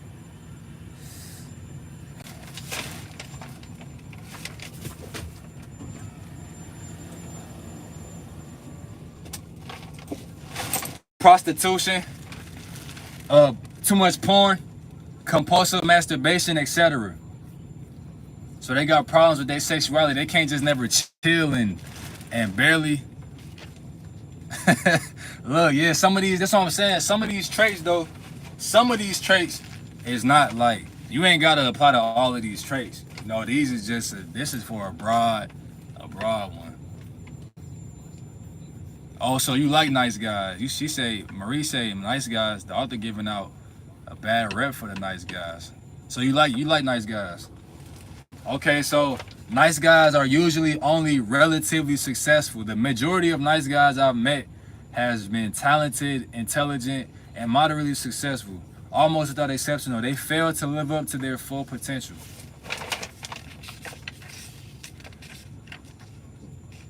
Yeah, this book get deep, bro. And that's only the first chapter right there. Yeah, this book get deep. Now look, this the author right here. I feel like it's always key to know who the author is and what he looks like. That's him. Bald head ass. Yes, sir. That's him, man. Now, shout out to him, though, for sure. Hey.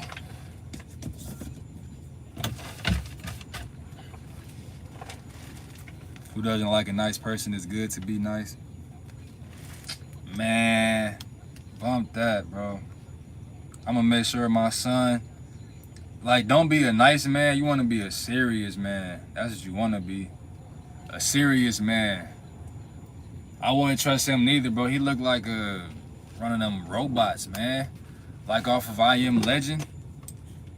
Is that the movie where Will Smith was out there with all them robots? That's what he looked like, bro. I wouldn't trust him neither. I don't trust his smile. I don't trust none of that. I got so many more. I think it's about that time, though. How long we been on here? 108 minutes. What's it, like an hour and a half? I'm gonna do like 2 more questions, man. We're gonna do 2 more questions. This a real good one right here. It's one of them gems. All right. Nah, you good. You good. And you know what? I appreciate the lack of agreements too, because it makes it more interesting. There's more room for dialogue. Like, it's law of polarity, bro. Everybody not gonna agree on everything, and that's cool. That's cool. So we got excusitis, right? Now, excuses is the disease of all the losers, man. All the losers in the world, they dealing with excusitis. Now, what are the 4 most common strands of excusitis? So what are the 4 most common excuses that these losers have out here, man? And by losers, you know, losers is people who may strive to, deep down, they may have ambition to go and do things, but they really just a loser out here. Like, you know, they on the game calling everybody the hard R, N-word. They eating cheese puffs all day. They just a loser. You ever look at somebody like, bro, you're a loser? Go just send me a website.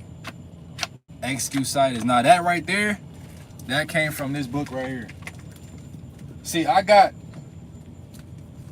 genuine sources. That came from this book right here. The Magic of Thinking Big. Man, bro. Y'all don't understand. This book right here is one of them ones. And it's the thing too. When it comes to reading books, I don't even suggest just picking up a book and reading it from front to back. I don't even suggest doing that. Like, really look at the chapters and see which one may interest you. Like, you don't always got to read the whole book. You don't always got to read every single word in the book too. And it's crazy I said that because I got this book right here. It's called How to Read a Book. How to Read a Book. This book right here is telling you to, like, the most effective way to read a book, and if you should even be reading certain books, or if you do read certain books, how to really digest the information, man, how to take them in. Because highlighting and stuff like that really not going to get the knowledge within, bro. Like, doing this right here, it's going to get that knowledge in there. Now, excusitis, we gonna get this right. Excusitis, man. Now, excusitis, right? So we said we got 4 common strands of excusitis that all the losers have. The number 1, these ain't in order, but number 1, you did. Yeah, I came across that. I had to get that. I ain't even start reading it. I'll be listening to the audiobook.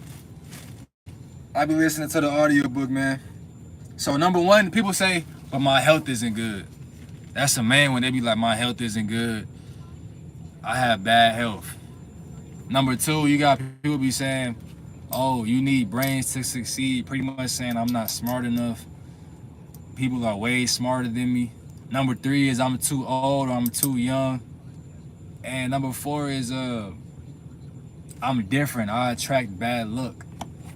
A lot of people say that. Now the cures to these, right? Say you number four and you like to say, well, my luck isn't always so good. All you saying is that you don't learn the lessons from the L's that you take, and you assuming that the person with good luck didn't take any losses as well. Only difference is they learned their lessons and they did better. And winners have lost more than losers have even attempted, man. Facts.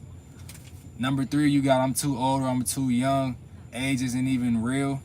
That's that right there.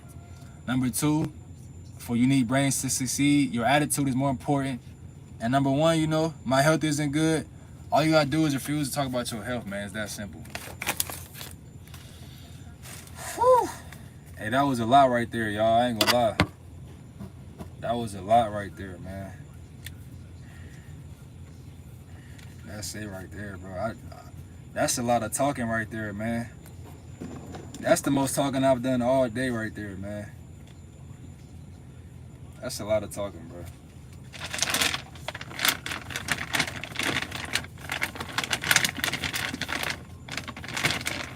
I'm gonna go live in New Zealand too, man.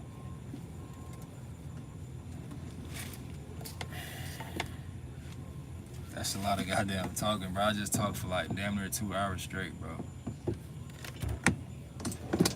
Looking for that clip. How y'all feeling though, man? What's the word on the New Zealand streets, bro? What's up, man?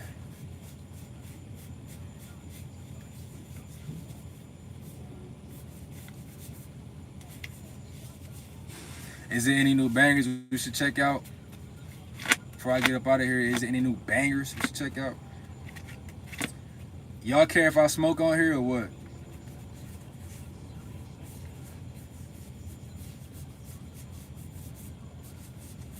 So, can you tell me more about the negative entities that attach to you? Do you have any specific questions? And it's crazy, we can definitely talk, we could talk about that all day.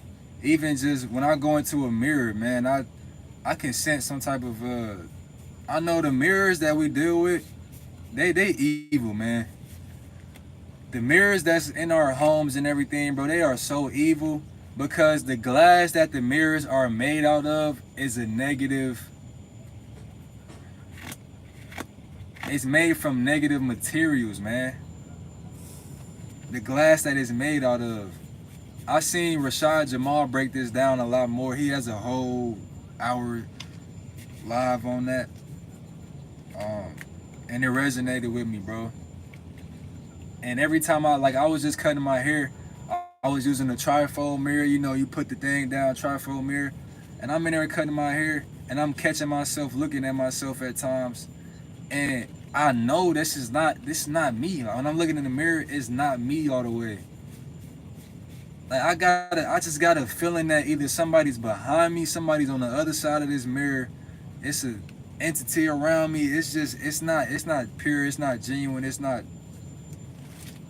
I like you said that. See, that's what I'm talking about. I like that. That's what I'll be talking about. That's why I said that earlier. I like that you said that, cause that is true. That is true. I tend to not do that with the mirrors though. I don't see the good in that for real. I don't be seeing the good in it. I don't see the good. I like you said that though. Very deceiving. Like when I was young, but honestly, the positive in the mirrors, I don't even see the positive side of looking in. Like, say you looking in the mirror, like, you know, you got people who meditate by just looking in the mirror. Like, they imagine it's a mirror, they just look in the mirror and they mirror gaze, man. You got mirror gazing out here. I was young one time in the mirror, and I was doing this a lot. I was doing this. I just got out the shower. I remember this, it was yesterday. I was doing this in the mirror, bro, a lot. And then eventually, it's like I seen a head stay still. Like imagine I'm doing this and the head pops up right here and I'm doing this. I got a quick glimpse, bro. That freaked me out. I actually screamed. Like I actually screamed, man. I was a little kid though, and I remember this because I told my mom what I just seen. I'm like down there and there crying and whatnot, and she brushing it off like, oh, it's not nothing serious. Like she acting like I'm just tripping. And that's the thing, bro. Listen to your kids, man. If you got young kids out here and they telling you they might have seen something, chances is they really seen something. They not just gonna make that up. Like we not just out here imagining. Actually, no, we are imagining things because imagination is the real technology. I'm gonna make some flashcards on those. Imagination is the real technology out here. Everything stems from imagination. But like eye gazing, yeah, pretty much. You looking at yourself and whatnot. I did that one time. That freaked me out. To answer your question though, on the negative entities,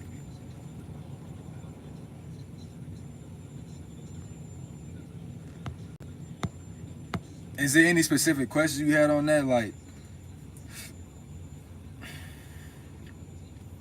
I know it came from, I know what it came from. It was dealing with them women for sure. And it's crazy because I seen her post on Instagram because I never unfollowed her, right? I seen her post recently and it was her eating, like it was her sitting down somewhere outside eating food and whatnot. And I'm looking, I'm like, damn, bro. I can see this energy on her. I can sense this demonic, just negative energy on her. These spirits on her. I can sense it like it got her hijacked. Good afternoon from Mexico. Providence, Philippines. Shout out to the Philippines. Shout out South Australia. Shout out Mexico. Appreciate y'all coming up in here. Yeah, we out here in Columbus, Texas right now, aka Houston. I like an hour west of Houston right now. I'm in a semi truck. I got this 18-wheeler that I'm driving. Who was talking about though? I forgot what I was talking about. Them negative energies. Yeah. Oh yeah. I seen that picture, bro, and she had them negative, and it's so clear as day. And it's like I wonder if other people can see that, can sense that. Like I can look at things with my third eye, right? And I can look at things and see. I'm not looking at the physical for real. It's like I'm kind of really judging your aura. It's like I don't know, man. I'm kind of just getting more aware of my aura, man. Like my what's around me and whatnot. I can really sense like them sensitivities is getting more enhanced. You know, you got clairvoyance, you got clair.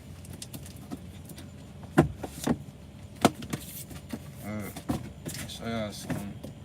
I got this book, How to Be a Psychic. How to Be a Psychic. I got this book talking about the chakras and whatnot. Just cause these things be interesting me. Cause I be wanting to know what am I dealing with. So you got clairvoyance, believe that. You got clairaudience. Clairvoyance is where I think you can, I don't even want to sit here and lie to y'all. Oh, like how to get rid of yourself of them? Okay. Do you feel like you got them on you right now?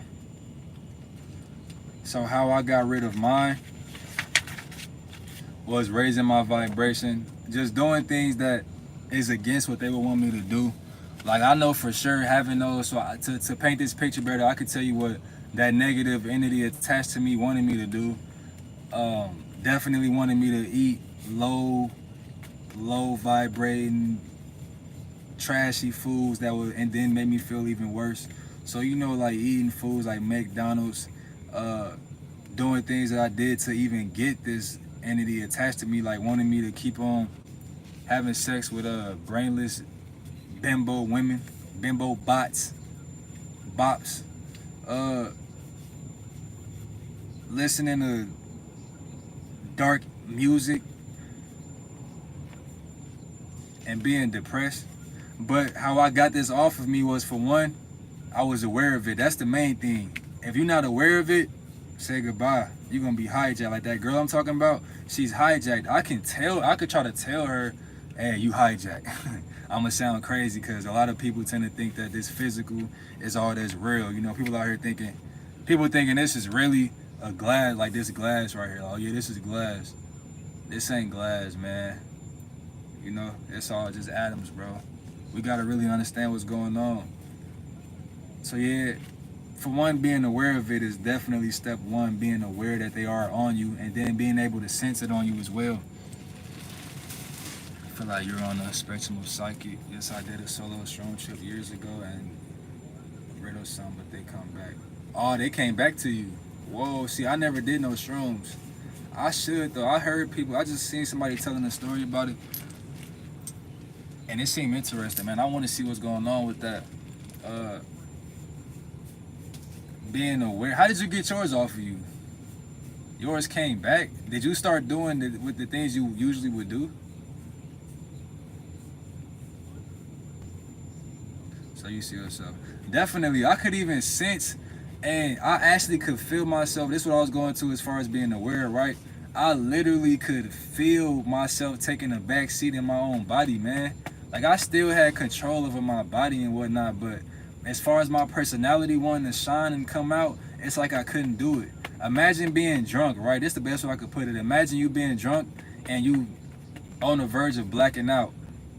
And imagine trying to be your typical self you would be if you was at an office job, trying to make like that personality, like that person come to the forefront. It's impossible because that alcohol is in your system. So if you got that entity that's taking the front seat, it's impossible for you to be in the front seat. It's like I was kind of just I could tell I wasn't able to genuinely laugh or smile as much as I usually do. It's like I didn't have that light in my eyes. I didn't have that light um just shining off of me. It's like that entity that was in the front seat was just very like blank, man. I believe we got a past life for sure too. I done seen a couple of my past life. I know I seen one. I don't even want to say what I was because I don't know who listening right now. And of course, that's what they can come back. I believe they can come back for sure. Now, see, can they come back even if you do change and you don't do what you used to do, or they come back if you just do what you used to do? I think they could come back. What it is though, I think that if you can, like, if you make yourself a vehicle to where they can't stay, you should be good. Like if you are at a place where they can stay and they can stay here forever, then cool. Just go back to the STDs, bro. As with this is the law of correspondence. This is crazy. This is literally the law of correspondence. As within, so without. As above, so below. Remember how I was saying earlier with the STDs? As long as that lymphatic system is drained and it's working properly, them acids from the STD, the sexual fluids, can't even coagulate and bunch up to form a STD, to where you would have acidosis interstitially, so that you wouldn't have the STD. So that same thing would apply on a spiritual level. Like if you are, cleansed and you detox and all them toxins is gone, and you not vibrating at a level where they can stay hooked to you, I think they should be able to, not stay around you. Like they haven't been able to, like I could tell sometimes, like I could tell it's been a couple attempts, cause I can feel when they around me. Like if I get too high, I could feel things trying to take advantage of me having my like guard down. It's like when I'm sober, it's like either I'm not as aware or my guard is up to where they can't penetrate it. But when I'm high, it's like that guard, that bubble of protection is kind of broken, or I'm just more aware and I can feel things like moving around me. And I know it was like two other things try to like hook on to me, but I done gained myself up with the knowledge, bro. So they really like they can't. Even just your mindset is so crucial too, man. Just what you tell yourself, bro. The mind is really, man, it's everything, bro. Yeah, you gotta build it up, and you gotta learn yourself and analyze what it is that you are doing. Like literally, if you do have an entity that come back, right? Ask yourself, what have you done in this whole week? Like try to really ask yourself, what did you do all day today? Write down what activities did you do? What activities did you do all day yesterday? Like what have you been doing? And really, you know what it is though. Like you kind of know or to bring them back, or what brought them.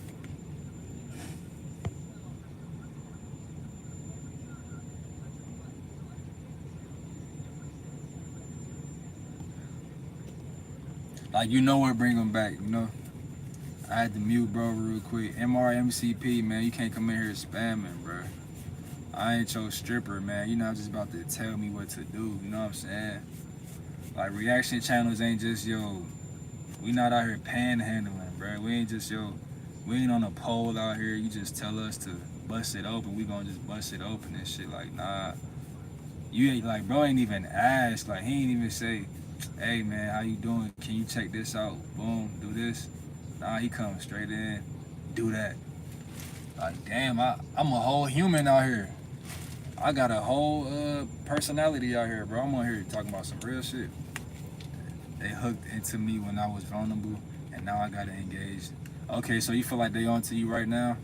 Okay, for one, definitely don't have no fear. Definitely don't be scared, because it's like, you gotta look at it like this too. You are the prize. You are the value. You are, like, you gotta think about it. They hooking on to you. It's really sad what they doing. Like, imagine your whole existence or your current existence, you just trying to hook on to people because you can't get a body. Like, it's sad what they doing. Like, they leeching. They literally leech. Like, they like roaches, bro. They like, as within, so without, as above, so below, bro. They roaches in the spiritual world, bro. That's what they doing. Like, they roaches. So it's like, I want to look at them. I'm not saying that you do, just saying for anybody else that may be listening. I wouldn't look at them as if they are above you and they have this power and whatnot, and they know so much, and they got the, like, I think we all have past lives also been experiment with the idea of parallel lives that we switch over. Ooh. See, now look, I got questions for you. Like, can you come on live? I want you to come on live. Can you come on live and cover your face up? Because I got some questions. So, with dealing with the parallel, have you actually, you feel like you jumped different timelines? Have you jumped into a different universe, parallel universe? What they call that quantum jumping, right? It's like this too, like, what I was talking about with them little things that may be on you, like, they sad. It's sad what they doing. Like, they just trying to hook onto you, so you really got what they want. So we really in a power position. Like, that should definitely give you, like, the courage and confidence that you need really to understand that, like, I shouldn't be scared of these people. The only scary thing about these little entities, I call them little entities. Like, it's just that we can't see them. That's their only benefit. Like, I don't even know if they can see.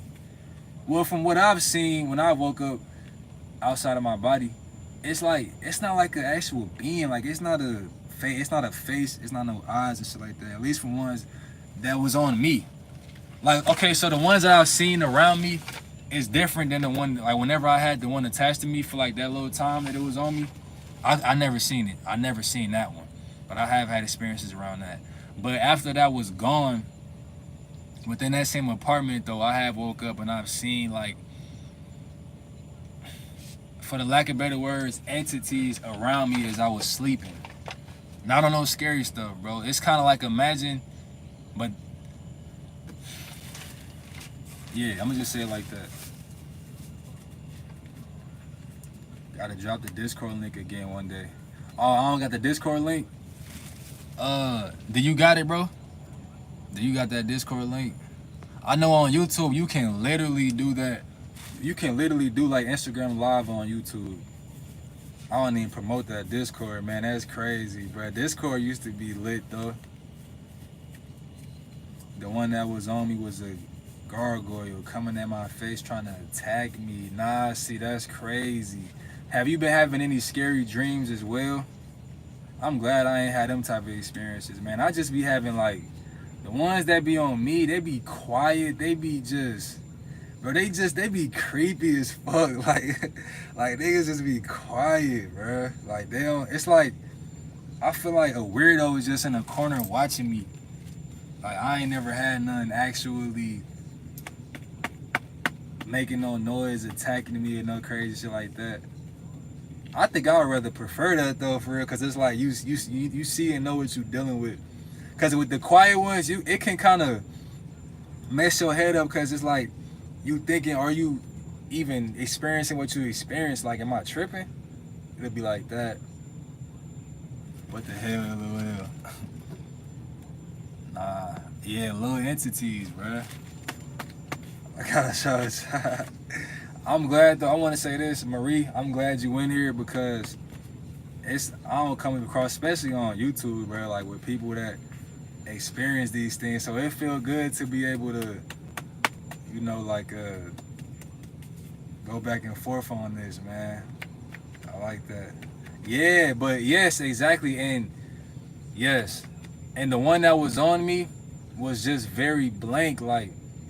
But I would say it was scary to me, because I was really, it was really just very new to me. Like, it was scary. It was very scary to me.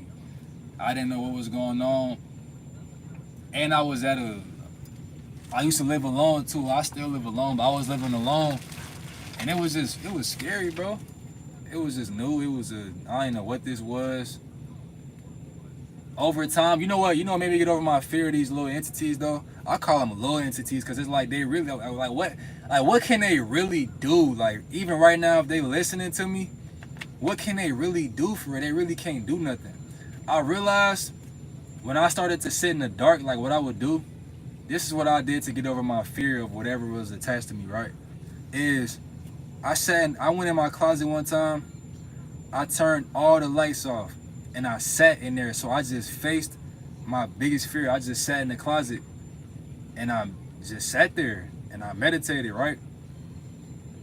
And then I hit my extreme height of fear, like my extreme height, and all of my worst things I think that could happen, like whether if it's something that's next to me, something about to grab me, something that's gonna do whatever to me. I hit that stage of fear, right? And I just sat in it. And I was like, bro, I gotta just see, like, let me see what'll happen. What's the worst that can happen? I'm gonna just be scared. So I sat there, and eventually it passed. Like, eventually that fear, it just passed. And then it turned to curiosity, and then it turned to, like, I'm genuinely curious. Now I want to explore, like, all right, how far can I really take this stage that I'm in? Because I done hit levels of meditation before. So it's like, bro, you know, fear is really just, it's all in the mind, bro. Where was I going with that? Oh yeah, that's how I really started looking at them, like just these little entities, man. And I realized, that made me realize they really can't do nothing. Like they can't come and grab me right now. Like, it might be one right here or some shit, but he can't fuck with me though. Like, he can't touch us though. Now one thing I ain't even gonna say that, because I'm not scared of that. That's insight meditation right there. He said, who wants smoke? Who wants smoke? And that's the thing too, it's like it's like, I know, and that's the thing too, since I have hit that level, right? I hit that, not that I'm still there, because, you know, everything fluctuates. That's the law of rhythm, and things is always moving. You either going up or down, regardless. Like, everything is either going up and down, or just law of vibration, period. Things is always moving. So since I have hit that, it's like, you know, they say you can look at people, or they say people can have a conversation with you. Say you want to have a deep conversation, real depth. People can only have a as deep conversation with you as they have gone with themselves, right? So I'm saying that to say, since I have hit that peak, I sat in that peak of my fear, I can look at other people and tell that they never did that, or that they are holding in a lot of fear, or that they have done it. I can tell people who, I can look at somebody and tell that they have done, like, inner work, that they pushed the limit, that they have went to the unknown, that they have felt the actual peace, blissful, peaceful feeling, that they have actually done some things that they are scared of. I can kind of see that. The law of rhythm. I only got that. I got the Kabbalion. The Kabbalion really gonna touch on all that. You know, the Kabbalion talks about the 7 hermetic principles and whatnot. You got the law of rhythm, law of correspondence, the law of vibration, law of polarity. You got the law of gender, law of, yeah, it's a couple more. Main 7 though. I think I said about 5.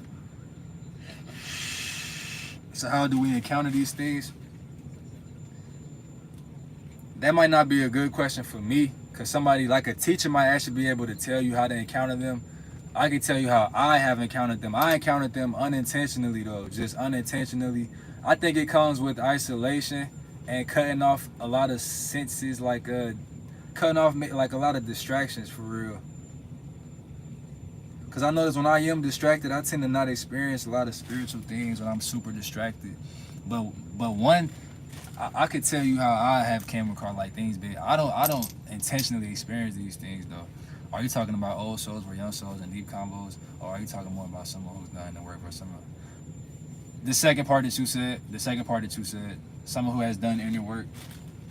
Just like, you know how just like somebody that might have been in jail, they might have been in prison, they can look at somebody, like you can look at somebody and tell what they would be like in there or in prison. They could kind of tell if they really been in there.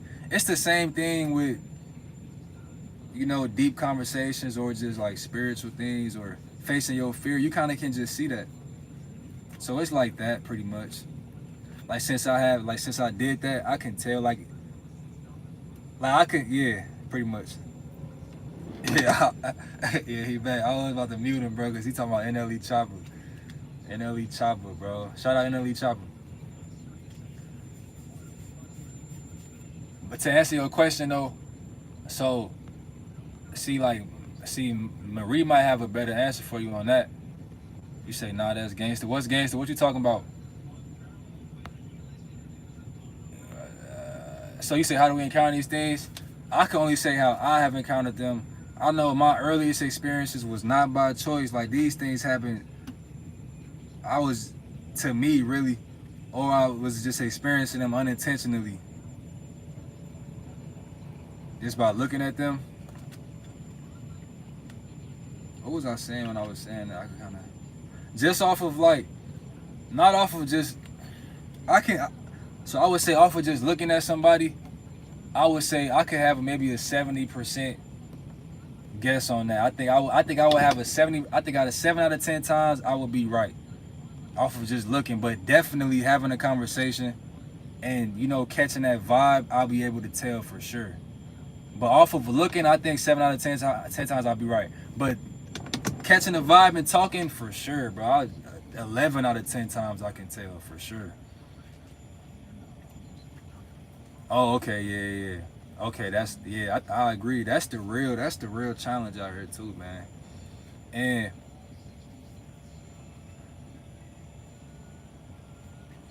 so you can tell by just looking. And with when you say, oh yeah, so how I experienced them, because I think you can intentionally experience them. Say if you do want to experience them. Say if I did want to, what would I do? Man.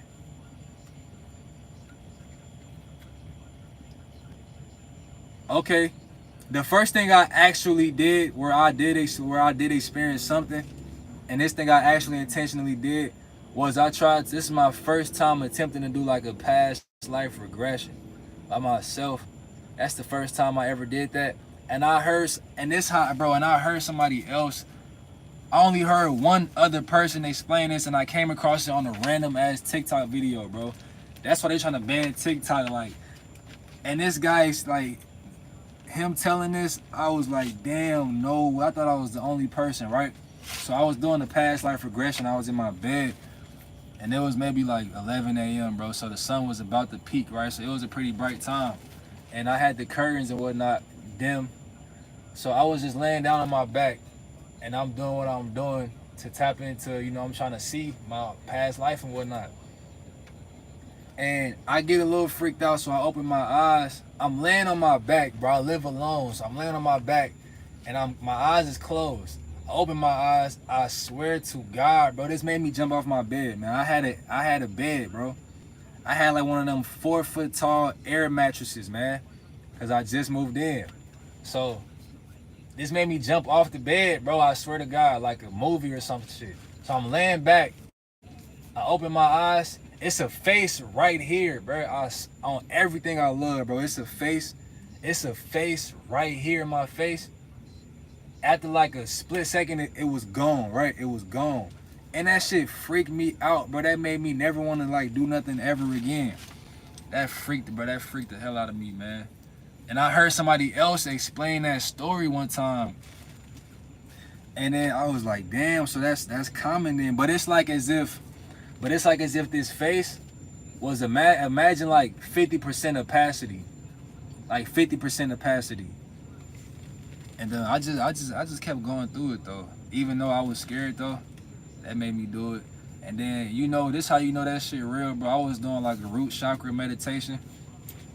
Man, I was doing a root chakra meditation, I was like 20 seconds in, I start crying, bro. Cause that's what doing this shadow work is gonna do, bro. It's gonna make you release all of this, like what you would call trauma or just built up energy and stuff like that, bro. I start crying and shit. I don't know why or how. That just naturally started happening. I was doing a root chakra meditation for the first time ever. 10, 20 seconds in, bro, I'm crying and whatnot.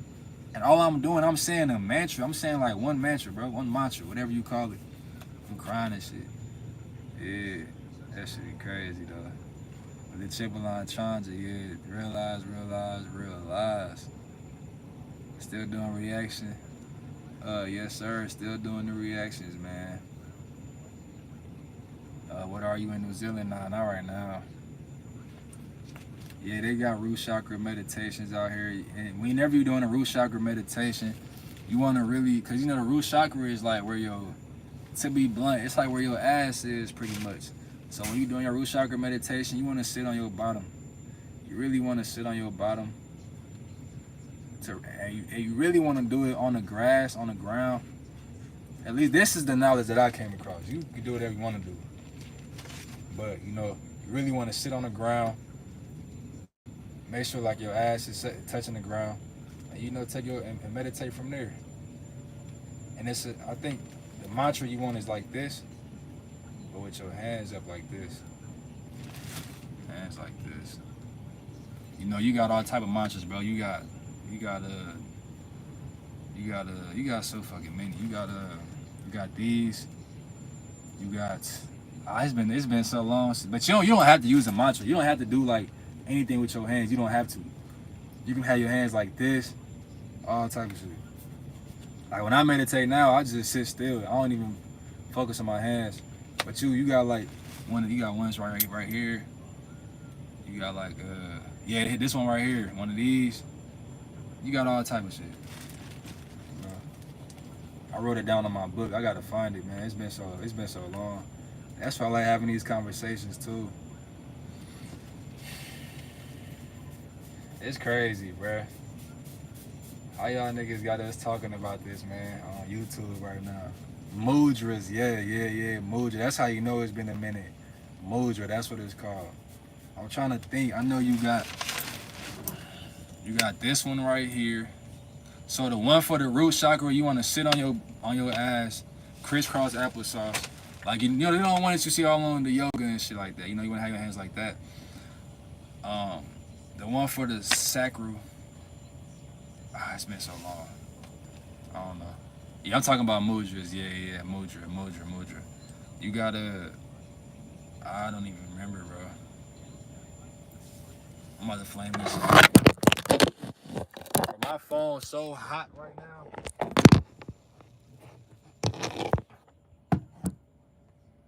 My phone burning right now. It's crazy. It's been on the charger, but it's still on 3%.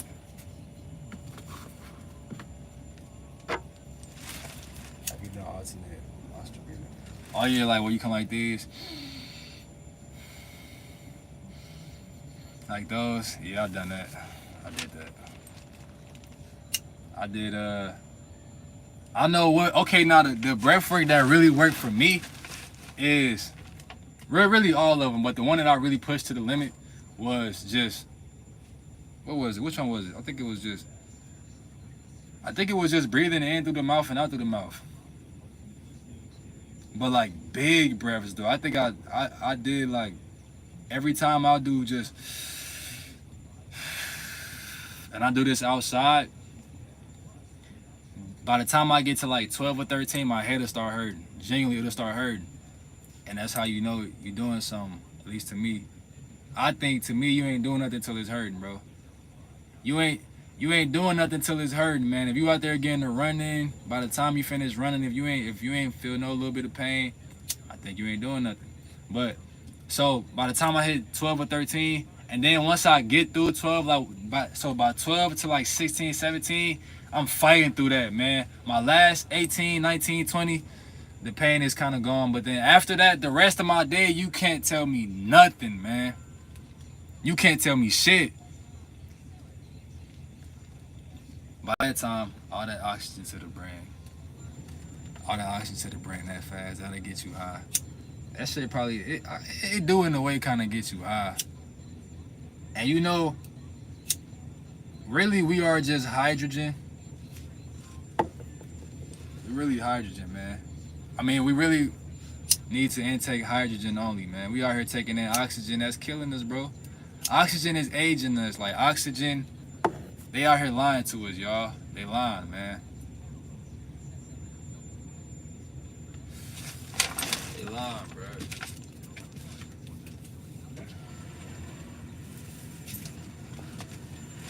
I'm nowhere near perfect. That's why I'm sitting here smoking right now, bro.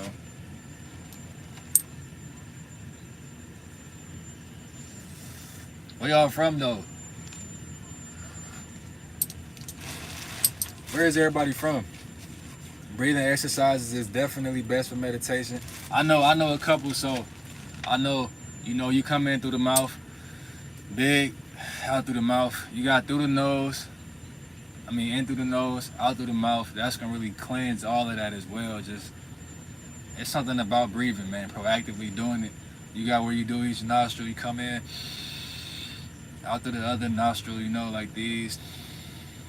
They call that dragon breath. You got where you go. Man, what I do though, this how I make smoking.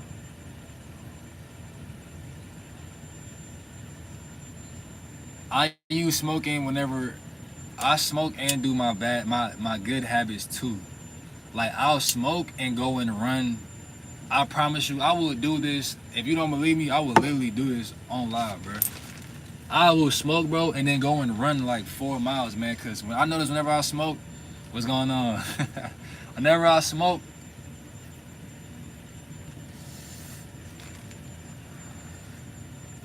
it can just put me in a flow to where if I'm running, that pain that I'm feeling, I look at it completely different. It's like, imagine you feeling pain, right? Instead of feeling this pain, I kind of step outside and look at it for what it is. I don't even know if that makes sense, bro. I just look at it in different perspective. I just get in the flow and I'm just going, man. I'm just going and going and going. And I don't care about nothing around me because I'm high right now. Now I'm just running and I'm just sweating and I'm just going. You know what I'm saying? I'm working out. The workouts feel better because I can feel the muscles just tearing. When you getting them dips in, bro, you getting them dips. After you finish that dip, you feel your chest you feel that split second pain and it just feels amazing. You doing that core, you pushing the limit. You know what I'm saying?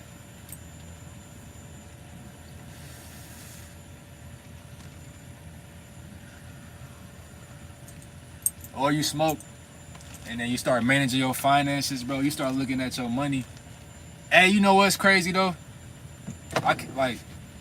This made me look at numbers way different. First of all, I'm gonna tell y'all something, bro. First of all, I was listening to, bro, this shit was creepy. I'm gonna show y'all something real quick. Check this out, right? Listen to this radio. Watch this. Hold on.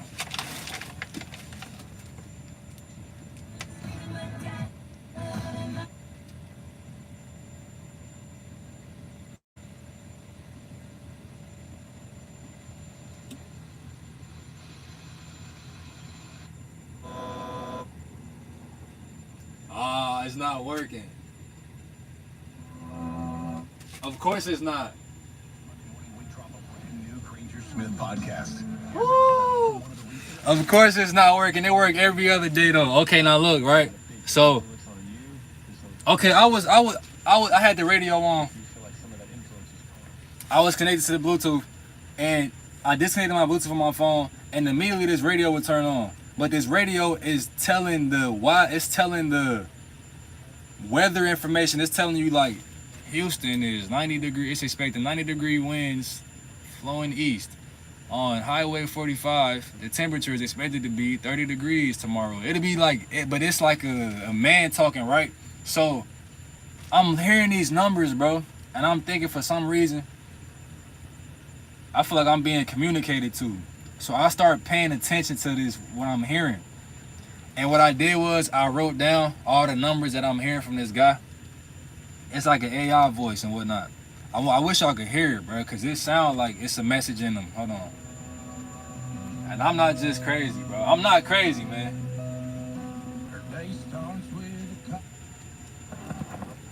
I wonder.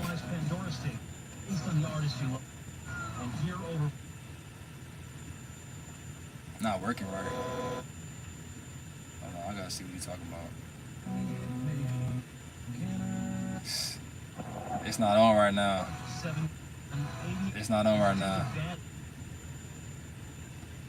It's not on. But so yeah, so the numbers though. Hold on,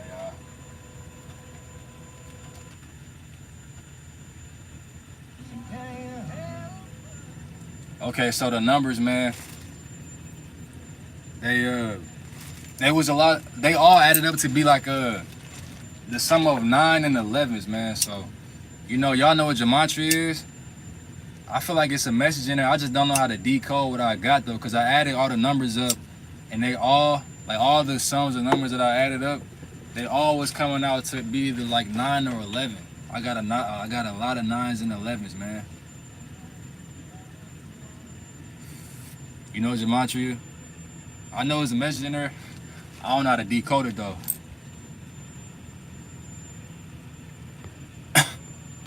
But yeah, I was talking about smoking and running because Raleigh said he been smoking and climbing for 45 years.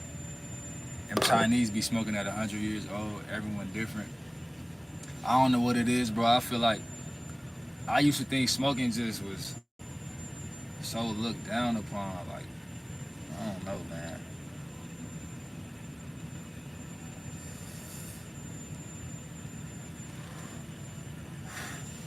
I freak with it though. One love, Nadine. Imagine smoking up and then walking the. Oh, that sounds crazy, bro. That sounds crazy. I don't even know what that is, but yeah, I can imagine that. See, who got the gas in New Zealand? Who got the? Look, I ain't gonna lie. I'm only gonna be there for a couple days, but I need to know who has the gas in New Zealand, man. Pyro, what's up, man? You can hook me up or what, bro? I only blaze at night. I can't function during the day if I'm high.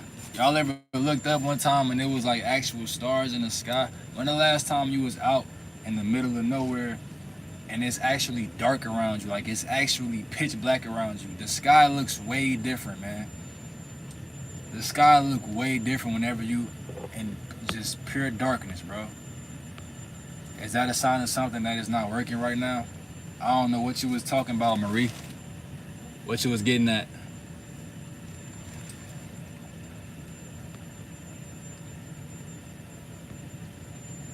It'll come out when you least expect it. You can hook me up, bet. Alright, bet. Bet. That's a bet. I need that, bro. I need to know what's going on. Need to taste that, pause. No diddy. Y'all be getting imported stuff, or y'all got like a lot of homegrown? Iraqi is Mount Cook. Look it up. It's an awesome site. Okay, Mount Cook. Okay, what city is that in? Mount Cook. You know about Mountain Wainugi and Taranga? I'm jaded by Shamacha because I've been adapted. It's been adapted by and perverted by conspiracy theorists who don't fully understand it. That's the thing too. It's like with everything out here, you never really know what you really can believe, man, because everything is getting corrupted, bro. Even the Bible, they taking books out the Bible. Like, it's bad out here, bro. They taking what was once looked at as good and making it evil. People out here believing that people out here believing the third eye is evil. Like, hey, look. People out here believing, man, I remember I was talking to somebody about the yin and yang. You know the yin and yang logo? Bro, I'm telling them, I'm like, yeah, everything, like, you got the opposite of things because you got the yin and yang, or you got the good and bad, you got the pros and cons. You're like, bro, that's evil. How is the yin and yang sign evil? How is the yin and yang sign like that's like me telling you the letter T is evil. Like, that don't even, I don't know what the religions out here doing to everybody, man. It's crazy, bro. I ain't trying to offend nobody, man. But I just noticed, like, if anything, what you do, what you talk about is evil, bro, because you can't even think for yourself. Like, it's bad, man. Like, people just believe in stuff.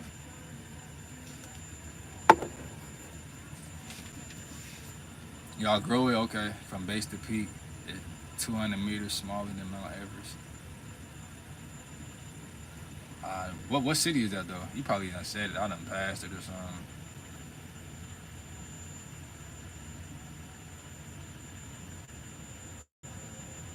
It had over you, yes sir. I'm a trucker, yes sir. Yeah, this weed, I mean, this smoke don't got nothing over me, honestly. I could stop whenever. But I genuinely, like, I be enjoying this shit, man. I be enjoying this shit, bro. Okay, y'all get everything from overseas. Okay, so it should be the same then. It should just be the same, bro. Why don't y'all grow nothing over there? Y'all just can't. I feel like over there it would be better because it's like the ground not contaminated with is bad. Like, it'll probably be different. It'll be foreign. It'll be like, y'all don't, so it's no homegrown at all over there? That's crazy. Oh yeah, that's what we're talking about, the yin and yang. The yin and yang, like, that don't even make sense. That's like me telling you, this is an evil. Like, it just don't make sense, bro. It don't make sense. On July 19th, who you think is going to win between the mighty All Blacks, Fiji? I think Fiji might win, man. I think Fiji might win. I got my money on Fiji. It's mostly all indoor now? Okay. Okay, so it's not all just imported. Bad, bro. Life is good, man. Crack is better.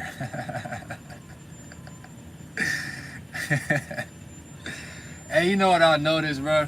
The internet, I promise you, like, I'll be underestimating the internet, bro. Like, the internet is hilarious, man.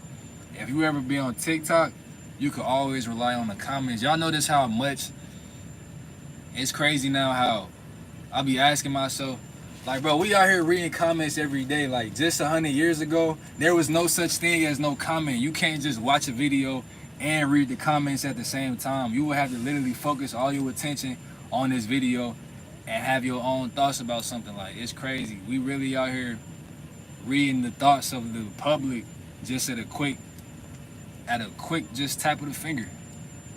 Like, this shit is, bro, that's just wild to me, though. Like, that's not just, like, we shouldn't take that for granted. It's crazy. TikTok is evil. They trying to get rid of TikTok right now.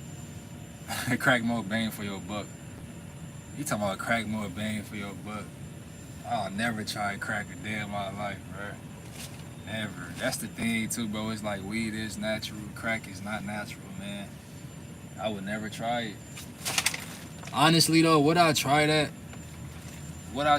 Nah, bro. Cause if I had some bad trips on weed, I can imagine what the drugs would do. But that's scary, cause it's like, I wonder if that high, and then I always ask myself, I wonder if the high that you get from, like, whatever you may be doing, if it's even the same as everybody else. Like, how do we really all know if we experiencing the same thing?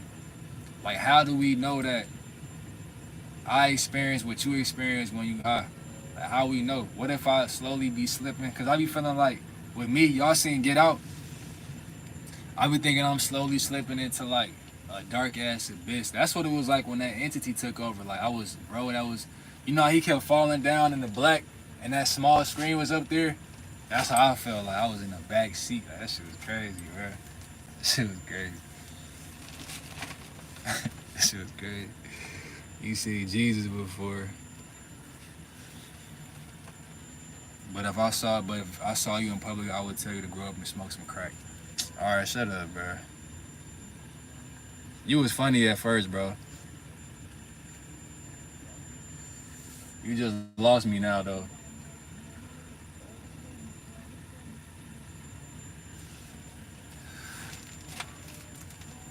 The Warriors lost. We gotta see a rugby game, too. That gotta happen, bro. I would say All Blacks, but I just feel like I say All Blacks every time. I just wanted to switch it up. Yeah, I just hit it in moderation. Like, I don't never overdo it, you know. Like, Pyro, how often do you do it? How often do you do it, man? That's a good question. I like them questions you be asking. Why does cilantro taste like soap? You know what cilantro is good for? You know what it does for the body? Cilantro or parsley, one of these two. I forgot which one of them. But cilantro or parsley, it goes into your cells, and it just, what's the word? It tugs at all of that toxicity in there. So if you're dealing with what is that? Like, if some type of cancer you got, you can take some cilantro and parsley to get in there and bring it out. And then it's another herb you can take that's gonna get in there and tear all of that shit down. Like, it's gonna actually break it down and disintegrate it. But cilantro and parsley is good for you.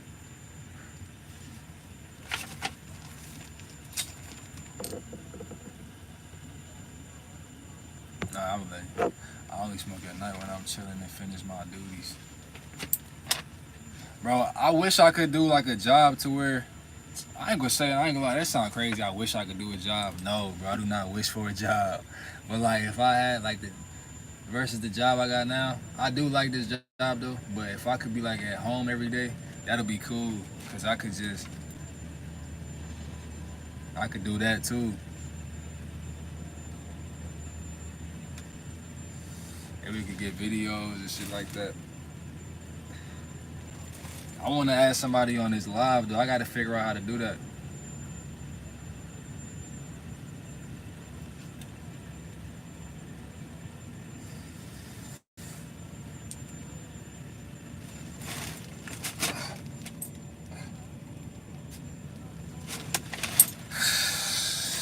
Man.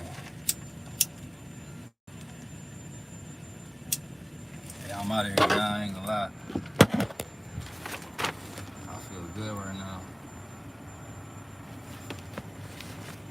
I know how it is, bro, when it hits you for real and you just real mellow right now. I just feel good, bro. Life is just good, you know what I'm saying?